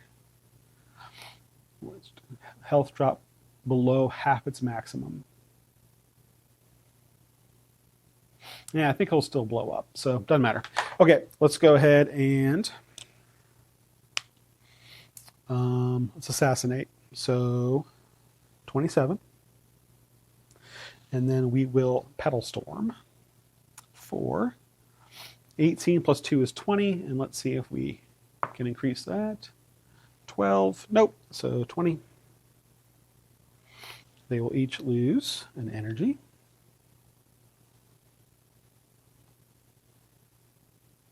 Okay. And then I forgot favorite opponent dice. So roll for each one of them. That hex, so that's 3. This is a 1, so that's 4, but it does explode. 4 plus 7 is 11. And let's see what he is doing. 2. Sentinel block, 20 each round until the end of combat. Each time this is rolled, increase the block amount by 5. It constricts and twists in order to cover its exposed interior. Okay, so he is gaining block 20 every round going forward, unless he rolls that again, and then it's going to be plus 5. How block is different than defend. Block only blocks 20, and then it's done, whereas defend blocks whatever it is every single point of attack. So effectively, he is negating this attack of 20, and we're still going to have 38 go through. So 62 remains. All right. And then I think he moves us back because that was kind of his first attack. So yeah, he's trying to get us to the center of the Acropolis, and then the fight will happen, which we don't want that to happen. Don't think it will. Okay. Yeah, I mean, we're going to do the same thing. So we're going to lower this to 8. And this to 7. Let's see if our Paddle Storm strengthens. 7 plus 8 is 15. It does not. So we're going to do 20. It's going to get negated, but we're going to do 20. The Assassinate is going to do 27. And then our favorite opponent rolls is -7. Cool. What's he doing? 2 again. All right, so he is defending 25 this time. Or blocking 25 this time. And next time, it'll be 30. All right, so this 20 goes away. And the 27 is now 22. So we're doing 29, which will put him at 33. However, he is below half. So the core explosion happens. Group, non-lethal health and energy damage. Roll the fate die. 3. Each target suffers health and energy damage equal to the result, and the die can hexplode. It did not. Okay. So we're each going to take 1. Oh no, we're not even going to take that because we each have bark armor. So the 3 is going to get lowered to 1 because of the -5 damage. We each have bark armor, so we're fine. I am forgetting this. During the declaration phase, I'm supposed to roll the fate die. On a roll of 8, he heals 10 and does double damage. That's 5. That's a 5. That's a 2. I think I missed it a few times. Let's go ahead and do it again. That's an 8. So he is doing double damage and he is healing 10 this round. Okay, however, we are now going to assassinate for 54. And we have these rolls. That is 9 that he cannot get past. So even if he blocks 30, we have just enough to kill him, which means the Verdant Keeper I am just going to have defend and get +2/+2, so 21 and 9. Okay, let's see what he does. 5. Oh boy, okay, he is defending 5. Oh, that's fine. Raise 10 energy. The plate on his chest opens up like a night flower and the magic warps. Heroes must spend 1 additional energy anytime they use energy for the remainder of combat. That is fine. So he is going to heal 10. But we are doing plenty to go ahead and take out Hyperion. Okay. Cool. All right, rewards for taking him out. Go ahead and get this put away. Are 2 fragments. Let's roll to see if it's 3 fragments. It is 3 fragments. How many are left? 4. How much you want to bet we need this last one? Almost guarantee it. Shield, figurine, shield. Holy crap, we don't. Okay, never mind. Whatever that last one is, we do not need it. These were the 3 we needed. All right, and then we're going to roll to see somebody is getting +3 to their second mastery. Green is Verdant Keeper, so it will be the Verdant Keeper. Getting a little bit better on the bark armor. And the assassin is going to get the power core, which I'm not sure I know what the power core does. Here we are. No wielder bonus, but I'm assuming it does something neat. Anytime you draw a power up, they can choose to attach it to the power core instead of receiving the reward. Additionally, once per game turn during the movement phase, the wielder may spend 5 energy to discard a power up card attached to the core and draw a new power up card to replace it. The wielder may discard 2 power-ups attached to the power core during the skill phase of any game turn to enhance each hero. The wielder chooses 1 stat. Each hero permanently gains a +1 rank increase. Anytime the wielder defends and uses this item, an opponent's soul shield may be ignored and their vitals may be targeted. Wielder bonus, draw a power-up and attach it to the power core. Okay, that seems neat, but because we're so far in the game, I'm not going to use that. Matter of fact, I'm going to straight up put it back. All right. We're each going to get 3 power-ups. 1, 2, 3. 1, 2, 3. 14 gold. 55.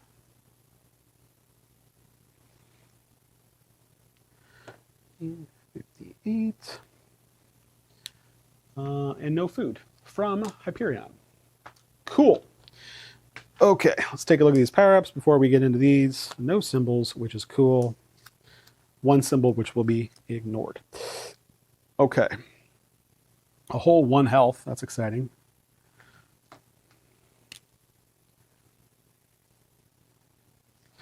One to first mastery. Okay, slightly better Pedal Storm. 2 to explore.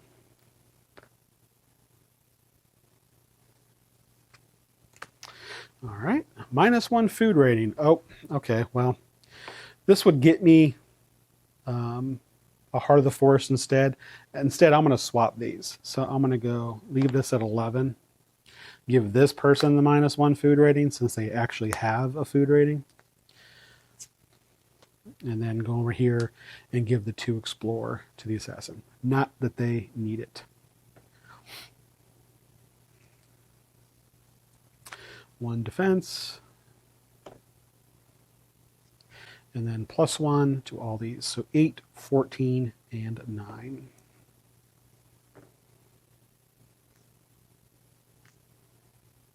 All right. Cool.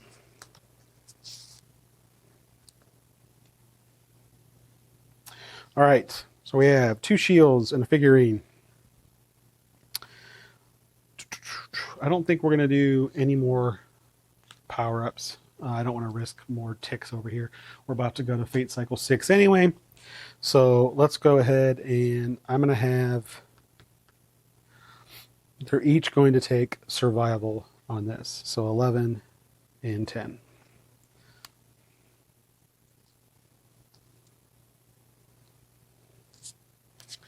And that's the shield.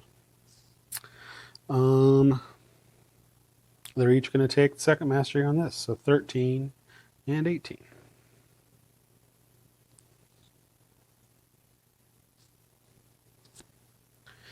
And they're each going to take health on this. So 22.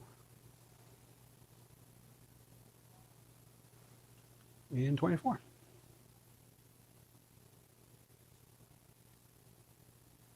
I don't remember what this was at. So I think it was at 24. If not, doesn't matter. We're going to be healing here soon anyway. All right. So we now have the full shield, the full figurine. So for us to go and get those, we just have to go here and here to get those 2 relics. So what we're going to do is that. Let's see. Let's go ahead and put the workshop. We're going to build it right where we're... I don't know if we can build it where we're at. We're just going to build it here.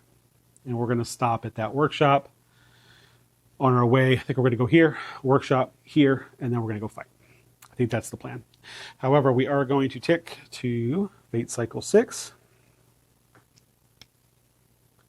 at the end of the turn. When we do that, that Sentinel is going to come out on... That's where the other one is already. That's where the other one is already. Hex, which is straight up. I can totally see what I'm doing over here. Cool. Okay. That also, we have to make the roll for Elowin. That is a hex, which is a 1 plus 6 is only 7, so she's not corrupted. She's, I mean, we're not going up there anyway, but she's not corrupted, so that is good times. Okay. Now, for these figurines, you either need 12 defense, which we have, or 16 energy, which they both have. So regardless of what we do, we should be able to grab both. We're just going to have to buy upgrades to get the last one. So let's go to 2 first, which is up here. then we'll come down this way. Cool. All right, 1, 2, 3, and 4. Verdant Keeper.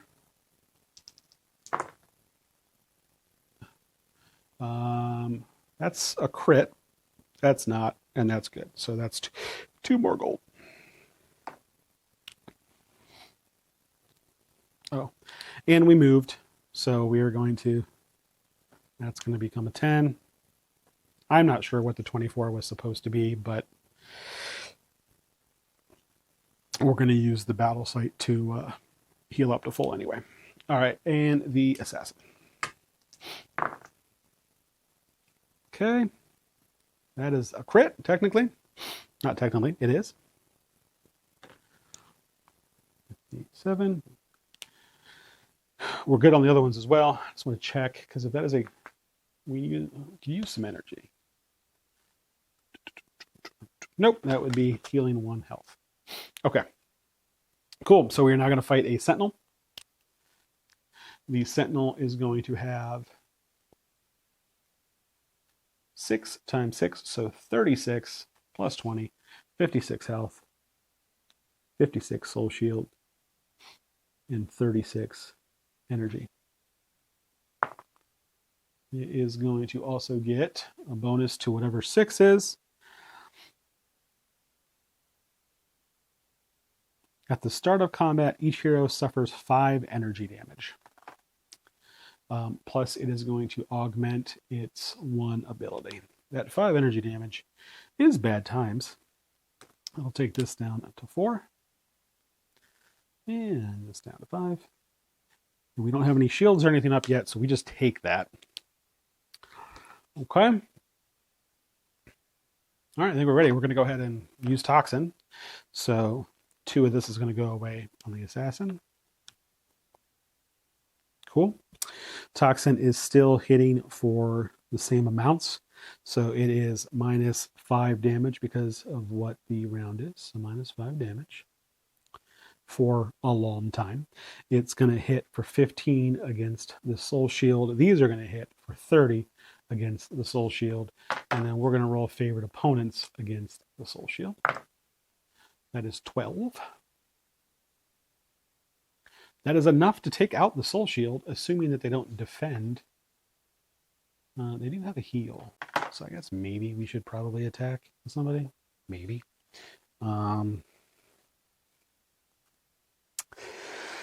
Okay. Yeah, we'll attack just with the assassin, just the normal 15 as well. To make sure we clear the soul shield. Verdant Keeper is just going to defend. Okay, let's see here. 2. All right, it's a good thing we did, because this is a heal. All right, so single target is going to be taking 6 minus 5, 1 health, and it's going to heal for 4, which won't matter. Green is Verdant Keeper. All right, so the assassin is the one that's going to be taking 1 health damage.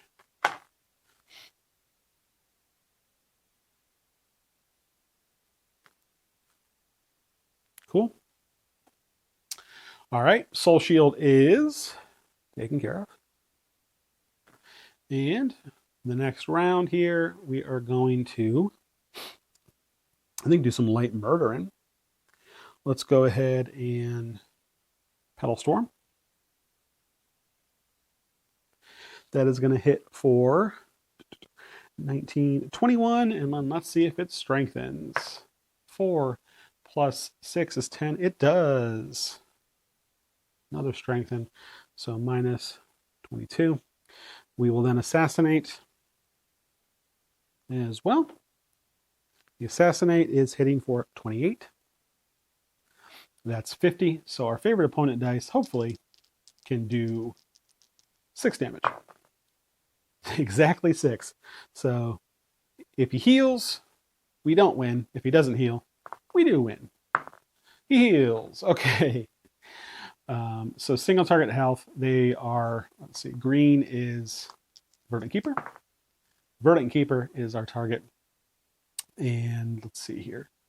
Yeah, it is 6 minus 5 damage, so 1, and then he will heal for 2.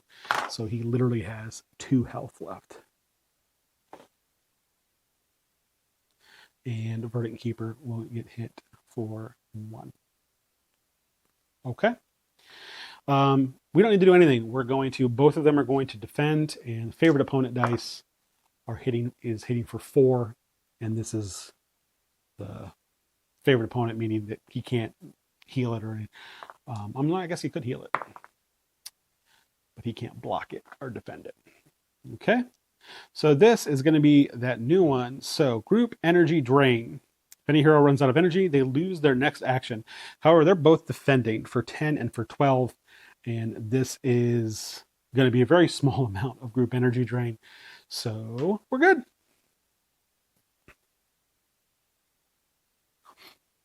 All right, that is a dead sentinel. And a dead sentinel that gives us each 6 gold.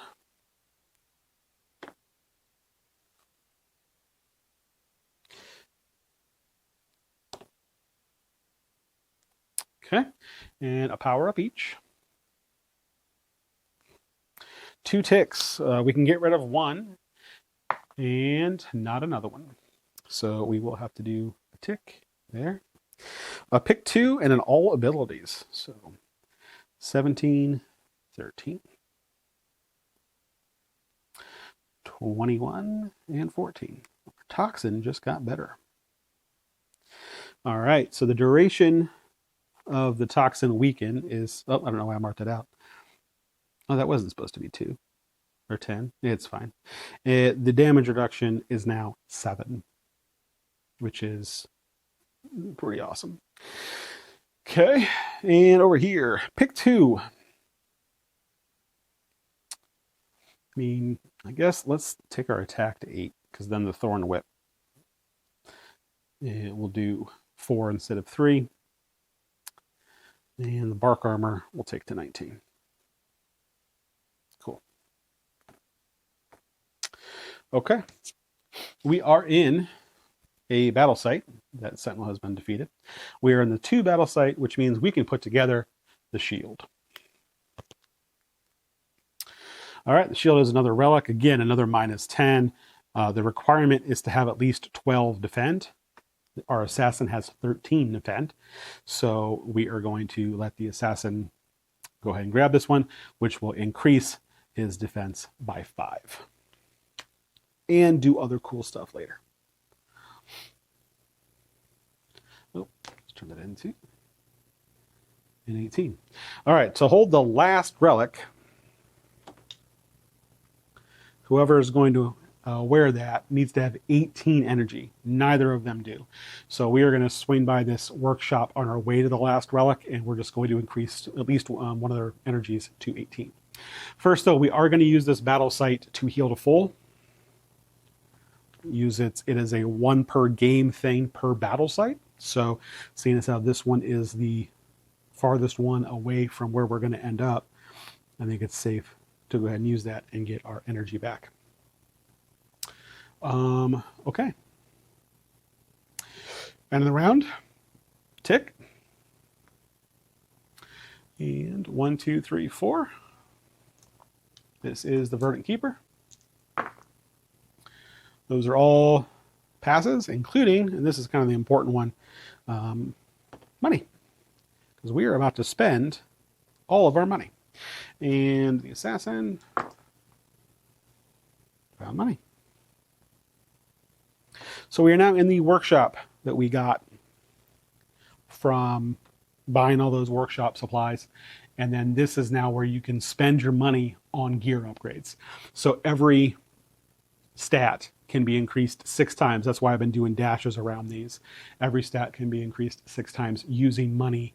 You pay whatever number you cover up. So your vitals, it starts with 2, 2 through 4, 2 through 7.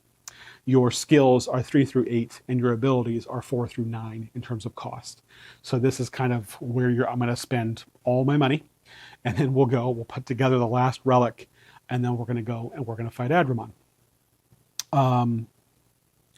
So let's start with the assassin, because they're the one kind of more in front of me. We definitely want to get the skills up here. So we've got an 8 in the navigate. We want to get that to at least a 10. So let's increase that 3 times, which is going to cost us 3, 4, and 5 for $12.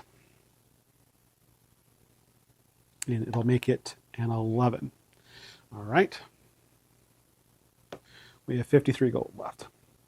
Cool. Survival should probably go up 1 just to make them all above a 10. That's just where I like to be. That costs 3, so we now have 50. Our toxin, ideally, we want to increase 3 times. We can't. So I think I'm just going to leave that alone. It's already doing 7 damage reduction for 10 rounds, which is pretty good. Assassinate is, I think, we're going to do a little bit more damage if we can increase our assassinate. So if we do, that's 15, that's 15 is 30. 39 gets that as a +6. So I think we're going to do that. So we're going to make our assassinate 20. And that costs, like I said, 36. No, 39. So we have 11 left.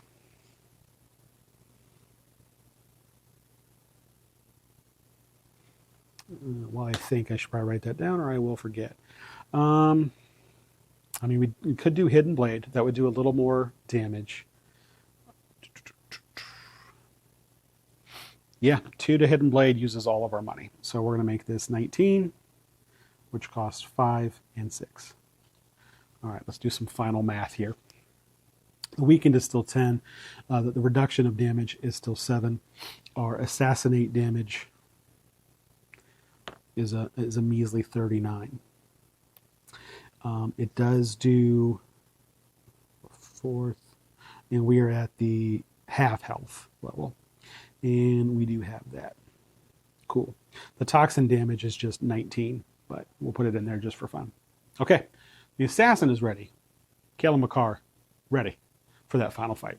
We still have a sentinel to get through, but honestly, I might hand wave that because it doesn't matter how much damage the sentinel does. We're going to be in a battle site, and when we're in that battle site, we can just heal to full. So we'll probably just hand wave the last sentinel fight. Okay, over here, the Verdant Keeper. We do want the Verdant Keeper to get the figurine of power. For him to be able to do that, the last relic, he needs to have 18 energy. So we are going to increase his energy by 2, which costs 5.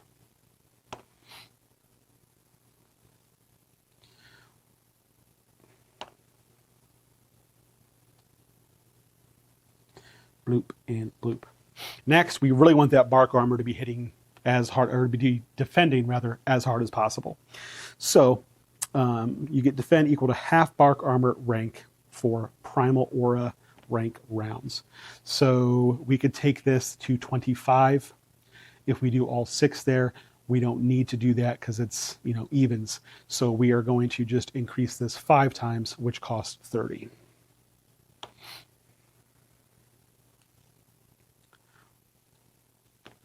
It'll be 24, 1, 2, 3, 4, and 5.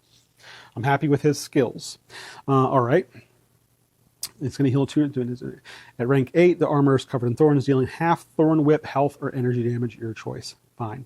However, it lasts half of the defense rank. No, I'm sorry.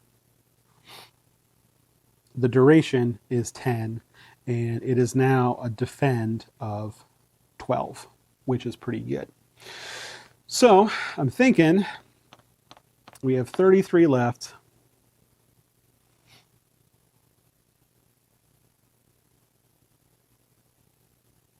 I could put 30 of it into Thorn Whip, and that'll go up to 12. We're going to do that. 30 of it goes into Thorn Whip. That's going to go to 12. And with the 3 I have left over, 1 more health.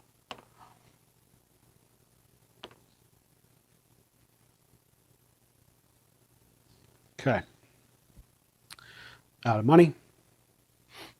Out of money. All right. I think we are ready for this fight. I think. End of the round. We're going to do a tick. We're going to move to the sentinel. We are going to completely and utterly destroy that sentinel. And then we will use the ability to, again, just going to hand wave it. It's not, we just did that a few times. So sentinel is dead. While we're there, though, we do get the figurine of power, which is a wielder bonus of 9 energy. So our Verdant Keeper is going to have 27 energy.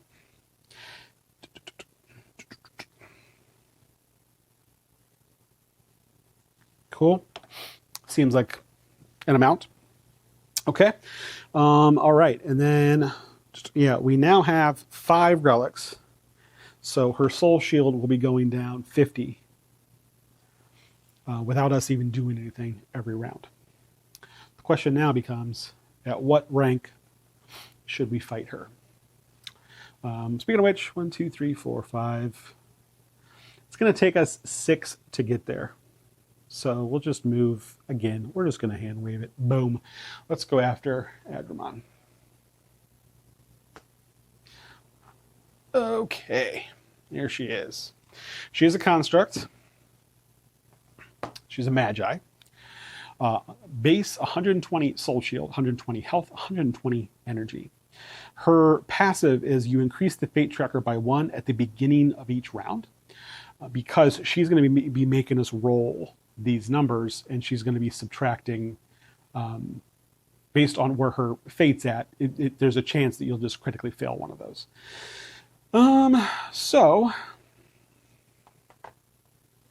let's go ahead and just bump it up to difficult. It's 40, 80. We'll bump it up to epic.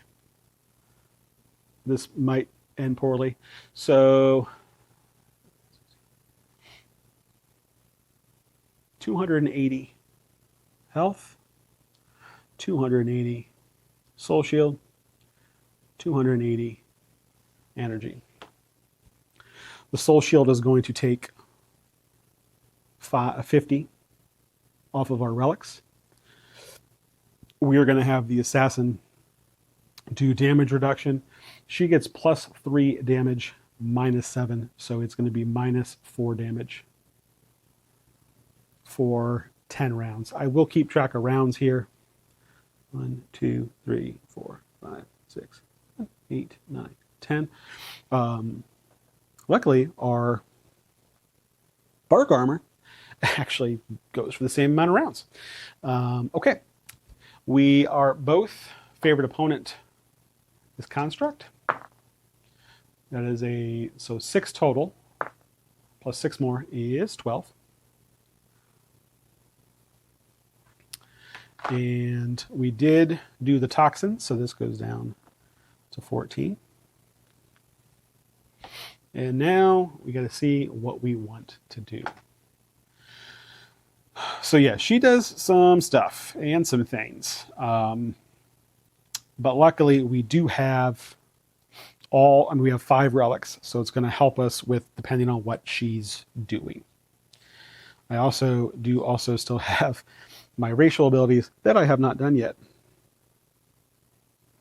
This one is not going to take effect, so I'm just going to remove that so that it's one less thing that I can look at. Same with that, I'm not going to use it. So one less thing that I can look at. Okay. Verdant Keeper is going to do bark armor. So 26. I don't know on who yet, but one of the two, and then spoilers, next round he's going to do it on the other one. The assassin is probably just going to assassinate. I'm also thinking, though, maybe just defend. He has 18 defense, which looks like 8 with a little growth on the side, but this is 18. Yeah, I'm gonna play it safe. I'm gonna have the assassin defend. Okay, let's see what she's gonna do. Okay, 5. Beginning the combat, we do increase that. Okay, 5. Group all skills. Those who critically fail 1 skill may not be healed this round. Those who critically fail 2 or more skills have their health dropped to 0 instead of taking damage this round. Additionally, each hero has their action rank reduced and suffers piercing, health, and energy damage equal to 1/3 of the total results of their rolls. Okay, so this is going to be for the Verdant Keeper. I did not critically fail anything. And okay, did not do that. Additionally, each hero has their action rank reduced and suffers piercing health and piercing energy equal to a third of the total of the test results. All right, so this is pattern eradication. We're going to look down here and see if any of those relics we picked up help with that. This one does. When the Magi uses pattern eradication, each hero may choose one skill roll result to ignore. I'm going to ignore this 8. They may instead treat one... or if a hero is unable to attempt a skill roll because our skills aren't high enough, they may instead treat 1 as a success with a result of 0. So I'm going to ignore the 8. I then have a 5. So with the 5, each hero has their action reduced and suffers piercing health and piercing energy damage equal to a third of the results of their rolls. So it doesn't matter what a third of 5 is, because you're going to round. We'll just round up in this case, 2. It doesn't matter because the damage is -4 thanks to the toxin. So that is 1 piercing health and 1 piercing energy. To the Verdant Keeper. 24, 25. Okay, time for the Assassin. Okay, and again, we can ignore 1. That's a Hex, that's good. That's good. We're going to ignore this. So same, they're going to take 1 and 1. 21 and 13. Oh, I forgot to include his Assassinate. So -39, but also another health of 12. The Bark Armor, doesn't matter who it goes on in this particular case, because of the damage reduction and because it's piercing. And next turn, we're just going to put it on somebody else. So, all right, we're just going to, 40, 50, that is 101. We're just going to call it 100 to make math easier going forward. So a 180 Soul Shield. We're still going to subtract 50 because of our 5 relics. Do our favorite opponent dice, which is 6. We're then going to Assassinate for 39, which will take this down to 11. And we're going to Bark Armor the other person who's not currently Bark Armored for 1. Okay. Let's see here. Oh, we have to increase that because of her ability. 3. Okay, this is Cyclone of Souls, and boom, we have something for Cyclone of Souls. So we'll read what it does, and then we're going to read what this does. However, this also costs 10 energy, and because of the Assassin's ability, that means we are doing 10 more damage to that Soul Shield.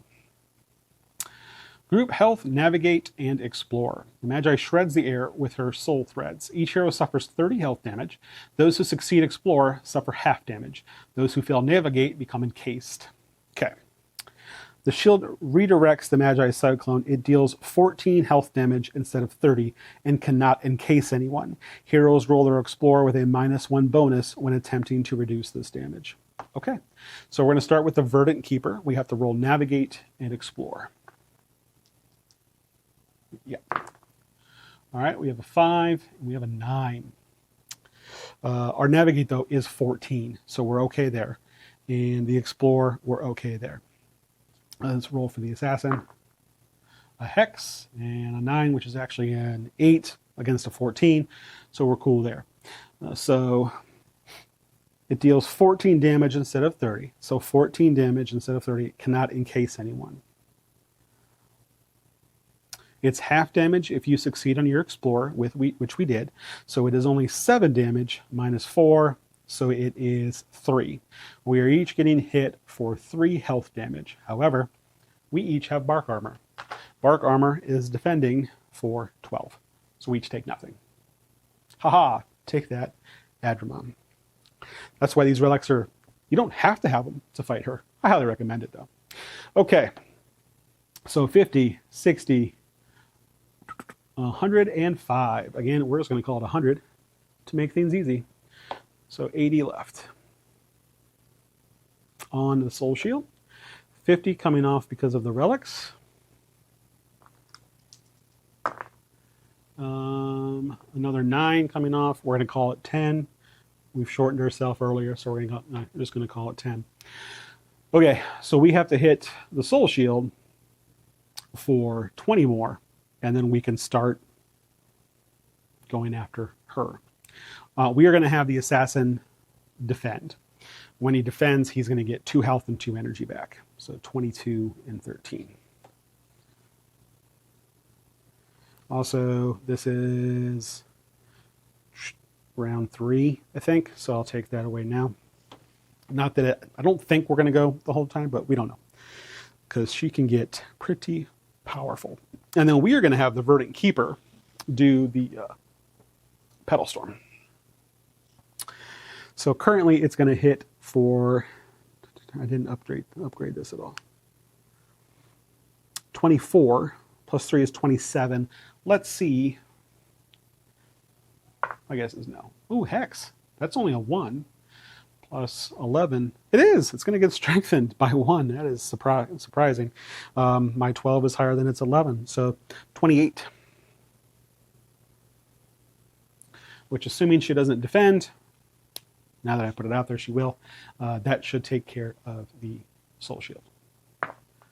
5. Okay, this is another pattern eradication, which we already had. So we need to roll all skills. And we're going to get piercing health and damage, but we can remove the lowest one. Verdant Keeper. All right, going to remove the 6. I believe it's piercing. It's piercing health and piercing energy. So I'm going to take 1 of each. Did I forget something? Action rank reduced and suffers piercing.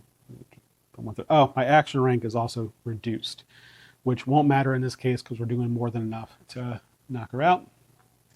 Okay, assassin. Okay, definitely going to get rid of that 10. 5. So again, each one of us is going to take 1 piercing, health, and energy. So 21 and 12. 23s. All right. I think I already did this, but we're going to go ahead and take a weakness round off. Soul shields are depleted. All right, so 280 health, and we win.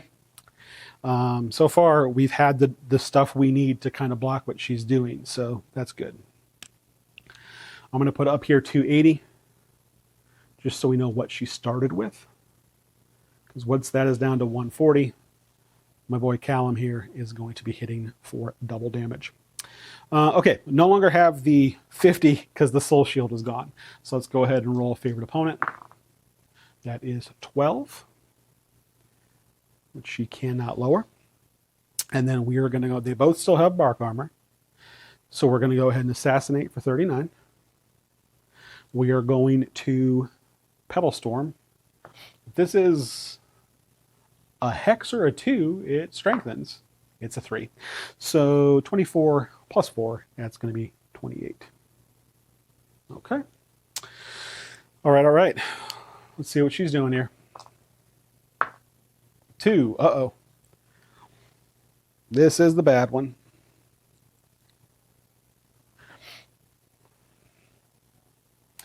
She creates a rift around her. Heroes who attack the Magi strike the rifts instead. Reflect all damage done to the Magi this round. A successful Explore roll reduces the amount reflected. Okay. Explore, which is our higher stats over here. 3 for the Keeper. 7 for there. This is this is bad. I don't think I have this one. Nope. This is the one that you really... boy. Okay. So basically everything we're doing, other than the 12, she is sending back at us at half. So the Verdant Keeper was doing 28. He's now getting hit for 14, but I am shielding 12 of that. So 2 health damage. 21. This is another reason you want your skills super high, because, yeah, that would have been bad. 39, it's rounded down, so we'll call it 38. 19, shielding 12, so 7 is going to hit the assassin. Yikes. The 12 will go through though. So, oh, and actually, I'm sorry, the damage was reduced by 4 on that. So 18. I forgot the assassin's ability. So I think we're still okay. 25. Damage was reduced, so blocked most of it. The 12 will go through, so 268. That is the one we don't want to see. The bark armor and the damage negation is pretty great, but if you don't pass that explore, we might end up with a dead hero here. Okay, let's roll our favorite opponent. 8 more. That's the wrong one. -8 for the favorite opponent. We're just going to hope that she doesn't roll 2 again, and we're just going to go all out here. So another -39 for the assassinate, and -28 for the petal storm, unless this is a 1 or a 2. It is not. That's going to be 11. And this is going to be 22. All right. See what she's doing. 5. That's the pattern eradication again. So, oh, and I also forgot. I think I missed 2 of these. So this should be at 7. All right, Verdant Keeper. Obviously getting rid of that 10. This is going to be piercing damage. It is what, 1/3?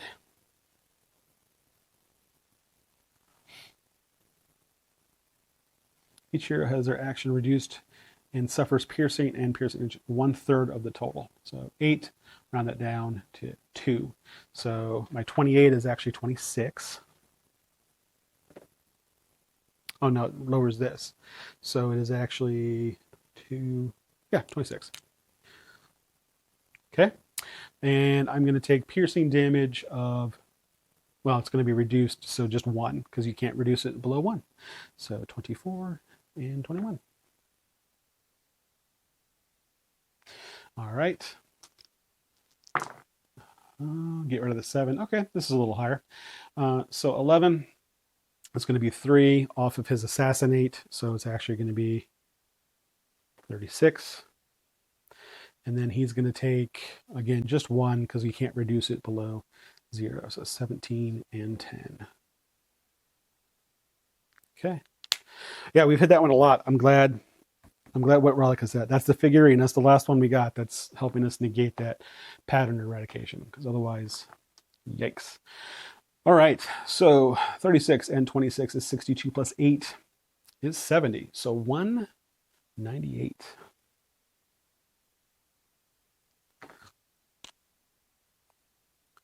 Almost got her here. Another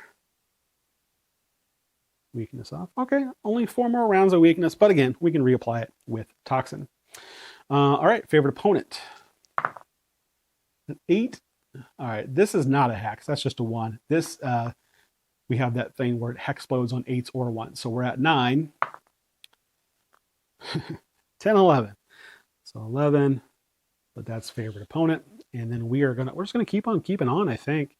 And do -39 for the assassinate and -28 for the petals, unless this is a 1 or a 2. It is, it's a hex.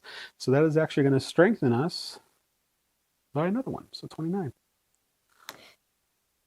Every little bit helps, I suppose. All right. Oh, and that negates a condition because I strengthened this round. So I'm not sure if she's going to give us a condition. Let's find out. 1. I think that's just an attack. All right, this is the Fate Binder, which we do have the relic for. Sweet. Group energy and single target survival. Add 2 turns to the Fate tracker. Each hero suffers piercing energy drain equal to twice the Fate cycle. Each time a hero receives health damage from this attack, increase the Fate tracker by 1. The hero who fails survival becomes bound to another hero. Yikes. However, we do have the relic. The Magi's Fate Binder ability deals energy damage equal to half the current Fate cycle instead of double. Heroes who roll survival may roll twice and take the more favorable result. Okay. Group energy. and single target survival. So let's see who the single target's going to be. Green is Verdant. Single target is the assassin. Add 2 turns to the fate tracker. 1, 2. Oh, and should have added 1 at the beginning. She's getting up there. Each hero suffers piercing energy drain equal to twice, which is actually half, rounded down. So 3 piercing energy drain, reducing that to 1. Each time a hero receives health damage from this attack, increase the fate tracker by 1. The hero who fails survival becomes bound. Let's see. That's a hex, so that's not a fail. Okay, so we are each taking 1 energy drain. So 20 and 9. And she did do an individual target against someone with bark armor, so that's another -3. Oh wait, -6. I forgot I increased my attack. -6. Okay. Okay, math's fun. So 30 and 40 is 74 plus 11 is 85. 85 off of 198 is something. 113? 98, 85. Yeah, 113. The good news there. 113. Our assassin is now doing double. So this hopefully should not take much longer. Okay, let's go ahead and do favorite opponent. That's going to be 13. All right, so we just need to do 100. Fun how that math worked out. Our 39 is going to be doubled to 78. And then our pedal, unless this is a 1 or a 2, it's not, is going to be 29. So assuming she does not defend, she's done. That's her defend. Oh boy. Okay. The 13 is going to go through, so she's going to be at 100. She is going to reflect. I don't think the assassinate won't double on us because we're not under half health. So it'll just be 39 coming back at the assassin. Hold on.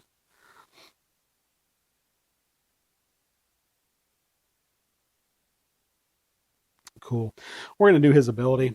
The attacks are going to do 3 less damage and lose inequalities, piercing, critical, energy drain for the next 2 rounds. That's his racial ability, and it costs 2 energy. Cool. So the damage negation is now -6. So let's see here. 29, it comes back. Is it half? Which one is this?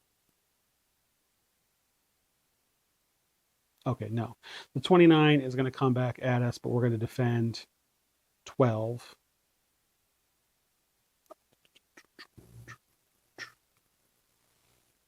Do I have anything else I can do against this?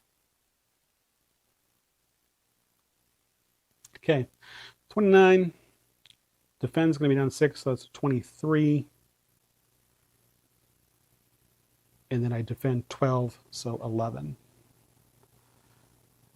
13.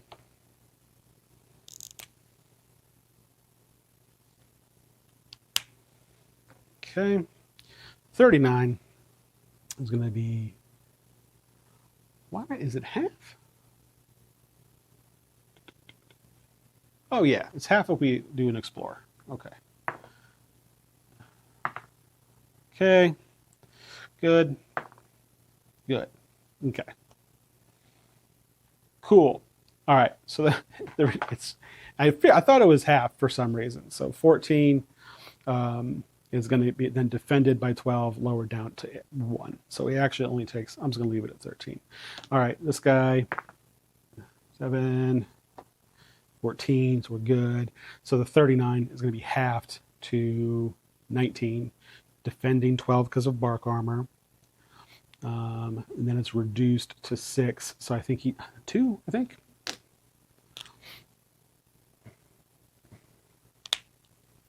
Yikes. Okay, but none of this goes through. Okay, so we're just going to do the same thing and roll, and she's going to do a hex. So we are going to do, was it 78, and we're going to do 29. Well, maybe 30. Nope, 29. And what does her hex do? Soul Lace. We do have the card for Soul Lace.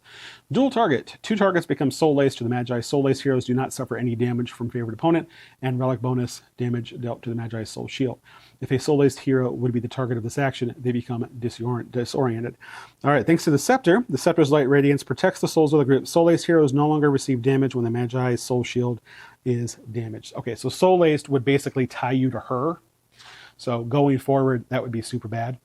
Targets are bound to the life force of their opponent. At the end of the resolution phase, the opponent gains a soul shield equal to the sum of the target's current vitals. But she's dead. All happens at the same time kind of dealio. So she is dead, luckily, because Soul Laced is pretty bad with her. But we did do enough damage to take out Adrimon the Magi.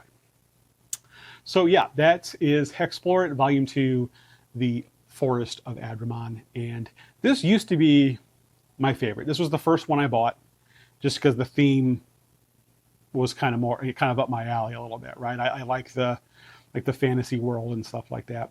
And then I think I was maybe halfway through my second game of this, and I just went online and bought everything else because I knew I absolutely loved it. Now, I'm not sure. This one's not my favorite anymore. Sands of Shurax I like more.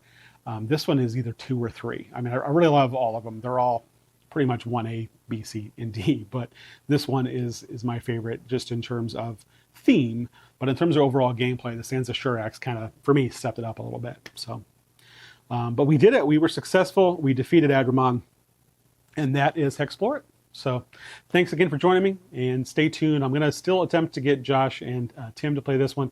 They like doing the campaign modes. I like this much more, but whatever I got to do to get them to play. So thanks for joining me. We'll see you next time.